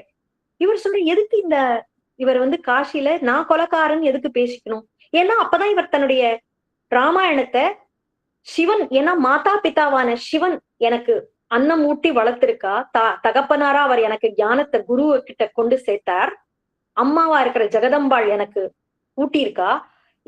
அப்பதான் எழுதி முடிச்சார் அவர் ராமாயணத்தை. இந்த ராமாயணத்தை கொண்டு போய் முதல்ல அங்கீகாரம் கிடைக்கிறதுக்கு அவா சன்னிதானத்துல ஃபர்ஸ்ட் வச்சுட்டுதான் நான் இத மத்தவாளுக்கு கொடுப்பேன். ஏன்னா ஒரு லிபி தான் இருந்தது அப்போ, ஒரே ஒரு புஸ்தகம் கிரந்தம் தான், அந்த ஓலையில சுவடி இருக்கு இல்லையா, ஒண்ணுதான் எழுதியிருக்கிறவர். மத்தவாளுக்கு அதுக்கப்புறம் தான் இத கொடுக்க முடியும், சொல்ல முடியும் அப்படின்னு சொல்லிட்டு அதை எடுத்துட்டு காஷிக்கு வந்திருக்கார் அவர். அந்த இடத்துல அந்த விப்ரச்சந்திர அப்படிங்கிறவர் நான் கொலைக்காரன், நான் கொலைக்காரன் அப்படின்னு சொல்லிட்டு வெளியில போயிட்டு இருக்கேன். அவர் கேட்கிறார், எதுக்கு நீ இப்படி சொல்ற அப்படின்னு. நான் இந்த மாதிரி முன்ன ஒரு கொலை பண்ணிட்டேன், பெருமாள் என்ன மன்னிக்கணும், அதுக்காக எனக்கு தண்டனையே என்னன்னாக்கா நான் கொலைக்காரன்னு சொல்லிண்டே போறோட்ல, அதான் எனக்கு தண்டனையே அப்படின்னா, அதனால நான் இப்படி சொல்லிட்டு இருக்கேன் அப்படின்னா. உன்னை பெருமாள் மன்னிச்சுட்டார், இனிமே நீ அப்படி சொல்லாத, பெருமாள் கிட்ட பக்தியில போ அப்படிங்கிறான். உடனே அந்த ஊர்ல இருக்கிற அத்தனை பண்டிதர்களும் துளசிதாசருக்கு அகெயின்ஸ்ட் ஆயிடுறான். எப்படி நீ இந்த கொலைகாரனை நீ க்ஷமிச்சாச்சு பெருமாள்னு சொல்லலாம் அப்படின்ட்டு. இல்ல, க்ஷமிச்சிருவார் பெருமாள். ஏன்னா ஒருத்தன் எல்லார் எதிரையும் பப்ளிக்ல நான் கொலைகாரன் எப்போ அதாவது ஒரு தாழ்ந்து போயிடுறானோ அப்போ பெருமாள் எல்லார் எதிரையும் ஒத்துக்கிறான் இல்லையா, அப்ப பெருமாள் மன்னிச்சு விடுறாரு அவனை அப்படின்னு. இல்ல இதுக்கு ஊர்ஜிதப்படுத்தணும்னா நாளைக்கு இந்த காஷி விஸ்வநாதர் கோவில்ல நந்தி பகவானுக்கு இவன் கையால பிரசாதம் வைக்கட்டும், அத நந்தி பகவான் சாட்டா அப்ப இவனை மன்னிச்சுட்டாருன்னு நாங்க ஒத்துக்கிறோம் அப்படிங்கிறான். இப்ப நந்தி பகவான் மூர்த்தி ஸ்வரூபம் இல்லையா, அந்த மூர்த்தி லட்டுவை சாப்பிடாதுன்னு தெரியும், அவ வேணும்ட்டு அப்படி பண்றான். துளசிதாசரும் சரிப்பா அப்படியே அப்படின்ட்டா. அடுத்த நாள் கார்த்தால அந்த கோவில்ல கொண்டு போய் அந்த பிரசாதத்தை அவர் கையில அவர் மூலமாவே கொடுக்க சொல்ல, அப்போ துளசிதாசர் வேண்டிக்கிறேன், நந்தி பகவானே, இந்த இந்த ஆத்மா மனசு நோக தன்னுடைய தப்ப உணர்ந்துருத்து, பெருமாள் அனுகிரகம் இருந்தா மன்னிக்கணும், நீ அதை எடுத்துக்காட்டு அப்படின்னு சொல்ல, நந்தி வாயில அந்த லட்டு தானாவே லொபக்கு லொபக்குன்னு ஒண்ணுன்னா போச்சு. அத கண்ணார எல்லாரும் பாக்குறான். பார்த்த உடனே அப்ப அவளுக்கு எல்லாருக்கும் துளசிதாசர் மேல ஒரு அதீத நம்பிக்கை வந்துடுத்து. இவர் க்ஷமா கூட பெருமாள்கிட்ட இருந்து இவர் வாங்கி கொடுப்பார் அப்படிங்கிற ஒரு நம்பிக்கை வந்துடுத்து. இப்ப என்னன்னா, இந்த அவர் எழுதின ராமாயணத்தை ஒத்துக்கப்படாது அப்படின்னு அந்த பண்டிதர்களுக்கு, இவன் என்ன புதுசா ராமாயணம் எழுதியிருக்கான், அதுவும் அவதி பாஷையில, சமஸ்கிருதத்துல இல்ல, அது எப்படி ஒத்துக்கிறது அப்படின்ட்டு அவள்லாம் ஆர்குமெண்ட் பண்ணான். உடனே சரின்ட்டு அந்த ராமாயணத்தை அன்னைக்கு கோவில் சிவன் திருவடியில வச்சுட்டு கதவை சாத்திட்டு வெளியில வந்துட்டான். நாளைக்கு இதுல புஷ்பம் விழுந்திருந்து எல்லாம் இதுவா இருந்தாக்கா நம்ம ஒத்துக்கலாம், பெருமாளோட அங்கீகாரம் கிடைக்கிறதான்னு பார்ப்போம் அப்படின்ட்டு அடுத்த நாள் கார்த்தால போய் கதவை திறந்து அந்த புஸ்தகத்தை பார்த்தா அதுல புஷ்பங்கள் விழுந்திருந்தது. அப்ப சொன்னா, பெருமாள் புஷ்பம் விழுந்திருக்கே அப்படின்னா அவளுக்கு நம்பிக்கை இல்லை. இல்ல அது சாதாரணமாவே நம்ம காத்து பட்டிருக்கலாம், எதனா இருக்கலாம், அப்ப புஷ்பம் செதறி விழுந்திருக்கலாம், மேல இருக்கிற வஸ்து கொஞ்சம் சுருங்கினாலும் இடம் அதுக்கு சரியான அமைப்புல இல்லைன்னாக்கா பொத்துனு கீழே தான் விழும், அது மாதிரி விழுந்திருக்கான், ஒன்னும் அங்கீகாரம் எல்லாம் கிடைக்கல அப்படின்னு உடனே துளசிதாசருக்கு வருத்தம், என்னடா பண்ணலாம் அப்படின்னு நினைச்சுன்னு கட்சி அந்த புஸ்தகத்தை அந்த பண்டிச்சு எடுத்து இப்படி புஷ்பத்தை நகர்த்துறார். பார்த்தா அதுல எழுதிருக்கு சத்தியம் சிவம் சுந்தரம் அப்படின்னு எழுதிருக்கு. அதை இவர் துளசிதாசர் எழுதல, அந்த ஓலைச்சுவடி அந்த பட்டு துணியில சுத்தி வச்சிருக்கார். அந்த பட்டு துணி மேல எழுதிருக்கு சத்தியம் சிவம் சுந்தரம் அப்படின்னு எழுதிருக்கு. அப்ப எல்லாரும் கோஷம் போடுறா, துளசிதாஸ் கி ஜெய், துளசிதாஸ் கி ஜெயின்ட்டு. அப்புறம் அதுக்கப்புறம் ராமாயணம் அங்கீகாரம் கிடைச்சுடுத்து அப்படின்னு தெரியறது எல்லாருக்கும். அந்த துளசிதாசர் ராமாயணத்தை உடனே அதை பிரதி எல்லாரும் எழுதணும், பண்ணிக்கணும் இல்லையா, காப்பீஸ் பண்ணிக்கணும் இல்லையா எல்லாரும். அப்பெல்லாம் என்ன கையாப்படாதானே எழுத முடியும். அந்த அங்கீகாரம் ஆன உடனே பிள்ளையார் எனக்கு 5 காப்பி வேணும் அப்படின்னு சொல்லிட்டு, அவர் எப்பேற்பட்ட எழுத்தாளர் இல்லையா, கட கட கட கடன்னு இப்படி கண்ணால பாக்குற இப்படி இப்படி இப்படின்னு 5 பதிவு வந்துருத்து. அதை எடுத்துட்டு அவர் ஒண்ணு தேவர்களுக்கு, ஒண்ணு பிரம்மாவுக்கு, ஒண்ணு இவருக்குன்ட்டு சிவலோகத்துக்கு அப்படின்னு அவர் 5 காப்பி எடுத்துட்டு போயிட்டார். இங்க இவர் எல்லாருக்கும் இந்த இத மொத்த பேருக்கும் கொடுக்கிறார். இந்த இவருடைய பெருமைகள் அருமைகளை கேட்டுட்டு அப்ப அந்த சமயத்துல அக்பர் இருந்தார். அக்பருக்கு என்னன்னா இவன் எழுதியிருப்பானா, இவன் எழுதுறான், ராமாயணம் எழுதுறாங்கிற என்னென்னமோ சொல்லிட்டு இருக்காள், இதெல்லாம் இருக்குமா அப்படின்லாம் கூட ஒரு வந்திருக்கு. அக்பர் கிட்ட நவரத்தினங்கள்ல டோடர் மால் அப்படின்னு ஒருத்தர் இருந்தார். அவர் ஹிந்து. ஒரு வாட்டி என்ன ஆகுதுன்னா, இந்த ஆசிரமத்துல, அதாவது துளசிதாசருடைய ஆசிரமத்துல அந்த எழுதின இந்த புஸ்தகம் வச்சுட்டு இருக்கா. அந்த கிராமத்துல இருக்கிற பண்டிதர்கள் என்ன பண்ண, இந்த ஒரு காப்பி தான் இருக்கு இவர்கிட்ட, இது திருடு போயிடுத்துனா திருப்பியும் மொத்தத்தையும் இவர் உட்காந்து எழுதட்டும், அந்த மாதிரி பண்ணுவோம் இவரை அப்படின்னு சொல்லிட்டு 2 பேரை கூட்டு, நீ இது அந்த 2 பேர் என்னன்னு கேட்டா நிதவா ஷிக்வா அப்படின்னு 2 பேர். நிதவா ஷிக்வா. அவ எப்படி திருடுவான்னா ப்ரூஃபே இருக்காதா, அந்த மாதிரி திருடுறதுல மகா கெட்டிக்காராவா. அவ 2 பேரை கூட்டு நீ இந்த புஸ்தகத்தை திருடின்னு வா போன்ட்டா. புஸ்தகம் திருடுறதா, ஏதோ பெரிய சொத்துன்னா பரவாயில்ல, இது என்ன ஒண்ணுமே இல்ல, இல்ல அதுதான் வேணும், உனக்கு நிறைய பைசா தரும் அப்படின்ட்டா. சரின்ட்டு அந்த நிதுவாவும் ஷிக்வாவும் என்ன பண்றா, அங்க போய் 2 திருடர்களும் அங்க ஒளிஞ்சு பாக்குறா என்ன பண்ணலாம் அப்படின்னு சொல்லிட்டு, எப்படி திருடலாம் அப்படின்னு போனாக்கா அங்க ராம லக்ஷ்மணா 2 பேரும் நல்லா தனுர்தாரியா அந்த அந்த ஆசிரமத்துக்கு வெளியில 2 பேரும் காவல் காத்துட்டு இருக்கா. இப்படி அப்படி போயிட்டு வந்துட்டு இருக்கா. இவா 2 பேருக்கு அவ ராம லக்ஷ்மணான்னு தெரியல. யார் இது 2 பேர் காவல வேற வச்சிருக்கான் இவன், ஓ நம்ம திருட வர போறோம்னு இவனுக்கு தெரிஞ்சுடுத்து இந்த துளசிக்கு, அதான் 2 பேரும் காவலுக்கு போட்டிருக்கான் அப்படின்னு நினைச்சுக்கிறான். உடனே இவாள்கிட்ட சொல்லிட்டா, புக்க திருட முடியல எங்களுக்கு, என்ன புக்க திருட முடியல, ஏன்னா அவன் 2 பேரை காவலுக்கு வச்சிருக்கான், ராத்திரி எல்லாம் உட்காந்து அவ வில்ல வச்சுன்னு 2 பேரும் நின்னுட்டு இருக்கா, எப்படி திருடுறது அப்படின்னா. ஓ அப்படியா, நாங்க அதுவும் மீறி நாங்க திருட பார்த்தோம், அவர் லகுசங்காக்காக போறச்சே நாங்க திருடலான்னு பார்த்தோம், அவ உடனே வில்ல எடுத்துன்னு இப்படி எங்களை கோபமா பார்த்தா நாங்க உடனே ஓடி வந்துட்டோம் அப்படிங்கிறான். அப்படியா அப்படின்னா உடனே அந்த 2 பிள்ளைகள், அந்த நிதுவா ஷிக்வா 2 பேரும் என்ன பண்றா, அந்த பிள்ளைகள் 2 பேரும் பார்க்க ரொம்ப அழகா இருந்தா, ஒரு வாட்டி அவளை பார்த்துட்டு வரலாமா, அது என்னமோ தெரியல கண்ணுல அவ நிக்கிறா, மனசுலயும் நிக்கிறா அப்படின்னு சொல்லிட்டு நேர துளசிதாசர்கிட்ட வரா. துளசிதாசர் கிட்ட சொல்றா, துளசிதாசரே நேத்தி நீங்க 2 பேரை காவலுக்கு வச்சிருந்தேளே, அவளை ஒரு வாட்டி காட்டுங்களேன், ரொம்ப அழகா இருந்தா அவளை பாக்கிறதுக்கு. அவர் கேக்குறேன், யார் வீட்டுலப்பா சொல்ற நீ, என் வீட்லயா, எனக்கு என் வீட்டுல என்ன இருக்குன்னு நான் காவல் வைக்கிறது, என் வீட்டுல ஒண்ணும் கிடையாதுப்பா, அதப்பா புஸ்தகம் இருக்கு, இதோ குடத்துல தண்ணி இருக்கு, ஒரு கீழே ஏதோ பாய் போட்டிருக்கேன், இதுதான் எனக்கு சொத்து, வேற எதுவும் கிடையாது, எனக்கு காவல்லாம் வச்சுக்கிற அளவுக்கு எனக்கு தகுதி இல்லப்பா அப்படின்னா. இல்ல இல்ல நீங்க காவல் வச்சிருந்தேன், நேத்தி நாங்க புஸ்தகம் திருட வந்தோம், அவ 2 பேரும் எங்களை வில்லால முறைச்சா அப்படின்னா. வில்லால எங்களை முறைச்சான்னு சொன்னோடனே புரிஞ்சு போயிடுத்து, பெருமாளே திருப்பி நீ என் வீட்டு வாசல காவல் காத்திருக்க, ஆனா எனக்கு தெரியல, அப்போ உனக்கு இந்த புஸ்தகத்துக்காக காவல் காக்க நீயே வைகுண்டத்தை விட்டுட்டு வந்தியா, அப்ப எனக்கு இந்த ஆசிரமத்துல இருக்கிறது எதுவுமே எனக்கு வேண்டாம், ஒருத்தருக்கு திருடணும்னு தோணித்துனா இங்க ஏதோ இருக்குன்னு தானே வரா, நான் எதையுமே வச்சுக்க, அந்த ராமாயணமும் எனக்கு மனப்பாடமா இருக்கு, அதனால அதையும் நான் வச்சுக்க போறதுன்னு சொல்லிட்டு அக்பருடைய நவரத்தினத்துல ஒருத்தரான டோடர் மால்க்கு அந்த கிரந்தத்தை அவர் எடுத்து கொடுக்குறார், இந்தா நீ இதை எடுத்துண்டு போ அப்படின்னு சொல்லிட்டு டோடர் மாலுக்கு கொடுத்துட்டார். அதுக்கப்புறம் அவர்கிட்ட இருந்த வேஷ்டி கீஷ்டி எல்லாத்தையும் தானம் பண்ணிடுறார். அப்படியே நாம ஜபம் பண்ணிண்டு ராமாயணத்தை சொல்லிண்டு இப்படியே இருந்துட்டு இருக்கார். அக்பர் என்ன பண்ணா, துளசிதாசரை கூட்டின்னு வா, அவர் ரொம்ப பெரிய நிறைய இது பண்றாராமே அப்படிங்கிற, சமத்கார் பண்றானாமே. என்ன ஆச்சு, என்ன சமத்கார் பண்ணார் அப்படின்னா, ஒரு வாட்டி துளசிதாசர் உக்காண்டு கண்ணை மூடிண்டு ஜபம் பண்ணிட்டு இருக்கச்சே ஒரு ஸ்திரீ, அவளுடைய புருஷன் இறந்து போயிட்டார், அவருக்கு அந்திம சமஸ்காரம் பண்றதுக்காக அவர் ஆஷின் போயிட்டு இருக்கா. அப்ப அவ பின்னாடி அழுதுண்டே போறா. அப்ப போறச்சே துளசிதாசரை பாக்குறா. துளசிதாசரை பார்த்துட்டு, ஐயோ இவரு பெரிய வித்வான் இங்க இருக்காருன்னு சொல்லிட்டு அவரை இப்படி விழுந்து சேவிக்கிறா. அவ இப்படி விழுந்து சேவிச்சாலே அவ உடன்கட்டை ஏற போயிட்டு இருக்கா, நன்னா சிகப்பு கலர் புடவையெல்லாம் உடுத்திண்டு நன்னா அலங்காரம் பண்ணிட்டு போயிட்டு இருக்கா. துளசிதாசர் அவ சிவப்பு புடவை உடுத்திண்டு பொட்டு கிட்டு எல்லாம் வச்சுட்டு போனதுனால சௌபாகியவதி யாரு நன்னா இரு சுமங்கலி பவ அப்படின்னு சொல்லிட்டேர். அவ உடனே கேவி எழறா, சுவாமி சுமங்கலி பவன் நீங்க இவ்வளவு பெரிய வார்த்தை சொல்லிட்டேர், தோ என்னுடைய பத்தி இதோ முன்னாடி பாருங்கோ சவ ஊர்வலமா போயிட்டு இருக்கார் அப்படின்னு சொன்ன உடனே அவருக்கு என் வாக்குலேந்து வந்த வார்த்தை பொய் ஆகாது, இது ராம வாக்கு. நான் ராமரை தவிர வேற யாரையும் நினைக்கிறது இல்ல. அவரை இங்க படுக்க வை அப்படிங்கிறார். அவ படுக்க வச்சா இவர் இப்படி கண்ணை மூடிண்டு, ராமா என் வாக்குலேந்து சுமங்கலி பவன் வந்துட்டு நான் அபச்சாரம் பண்ணிட்டேனா, எனக்கு நீதான் என்னை காப்பாத்தணும் அப்படின்னு சொன்னார்.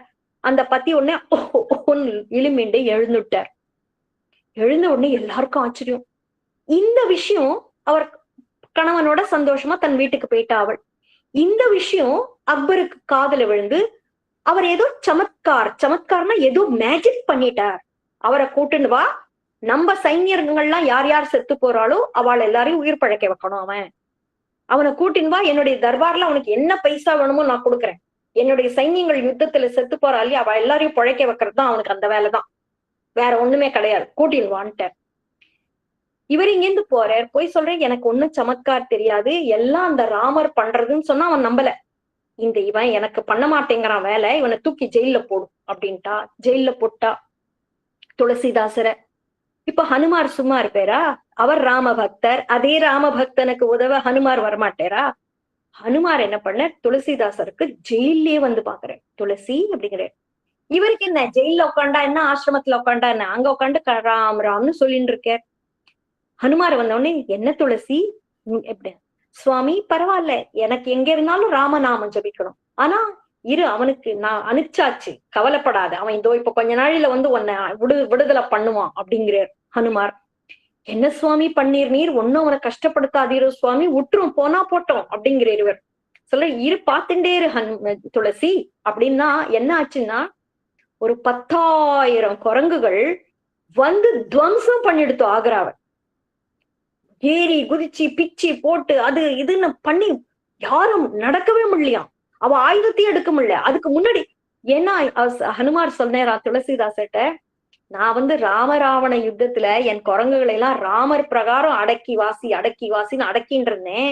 இப்ப இன்னைக்கு சொல்லிட்டேன் பாரு, இப்ப ராமர் இல்ல யுத்தத்துல, நீங்க பூந்து புறப்பட்டுக்கோங்கன்னு சொல்லிட்டேன். அதனால அவ எல்லாரும் 10,000 சேனைகள் கொண்டு வந்திருக்கேன். யார் அப்ப ஆக்ரோஷமா இருந்தாலும் அந்த டயத்துல அவளை இப்ப சொல்லிட்டு நீ நன்னா விடுதலை பண்ணிக்கோன்ட்டேன்.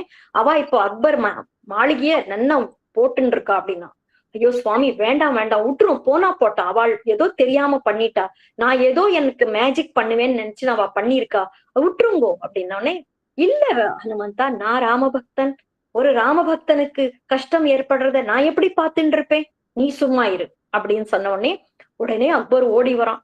ஓடி வந்து, ஐயோ உன்னை சமத்கார் காட்டுன்னு சொன்னேனே, நான் பார்த்துட்டேன் சமத்கார, இவ்வளவு வானரம் அவ்வளவு நாள் வரையில் இல்ல, 10,000 வானரம், யாரு எல்லாரும் குரங்கு கடிப்பட்டு ரத்தம் சீயோட வந்து நிக்கிறா எல்லாரும், நீ ஐயோ இதை நிறுத்துன்னு சொன்னோடனே உடனே இவர் ஹனுமாரை பாக்குறாரு.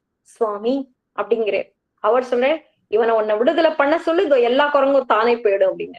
உடனே சரின்ட்டு அவன் அக்பர் என்ன பண்ற, வாரும் சுவாமி என்னை மன்னிச்சுக்கும், நான் தெரியாம பண்ணிட்டேன், உமக்கு என்ன வேணும், உங்களுக்கு ஒரு மாளிகை தங்கத்துல கட்டி கொடுக்கட்டுமா அப்படின்னு துளசிய கேட்டாராம். துளசி சார் ஒண்ணும் இல்ல, எந்த வானரங்கள் இங்க வந்து உனக்கு துவம்சம் பண்ணித்தோ அத வந்து அந்த வானரத்துக்கே விட்டுடும் அந்த இடத்த அப்படின்னு சொல்ல, அந்த இப்பயும் டெல்லியில ஒரு இடம் இருக்குது, அந்த இடத்துல ஒண்ணுமே இல்ல, அது அப்படியே ஒடிஞ்ச இதுவாதான் இருக்கும். அந்த இடத்துல வானரங்கள் தான் வந்து போயிட்டு இருக்கும். ஒரு இடம் இருக்கு, புராணா கிலா கிட்ட ஒரு இடம் இருக்கு, அந்த இடத்துல வந்துட்டு போயிட்டு இப்பயும் இருக்கு அப்படின்னு சொல்லுவாரு. நாங்களும் போய் பார்த்திருக்கோம். அங்க வந்து அப்படியே ஒரு காலியா இருக்கும், ஒண்ணுமே இருக்காது.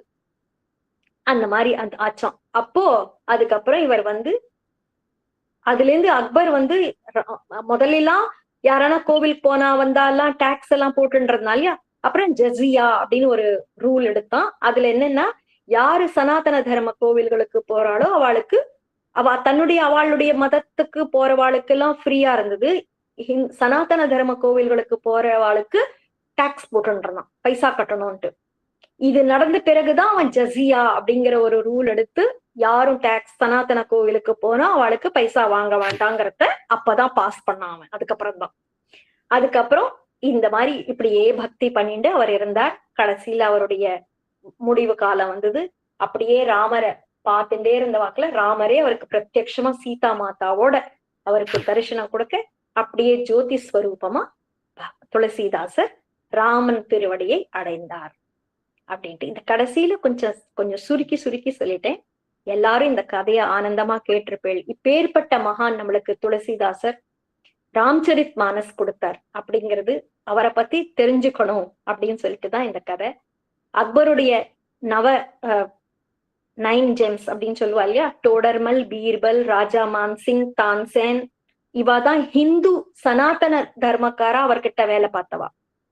அவ எல்லாருமே துளசிதாசர் கிட்ட அன்போடையும் பக்தியோடையும் இருந்தாள் அப்படின்ட்டு எழுதியிருக்கு. ஜெய் ஸ்ரீ கிருஷ்ணாமா எல்லாருக்கும்.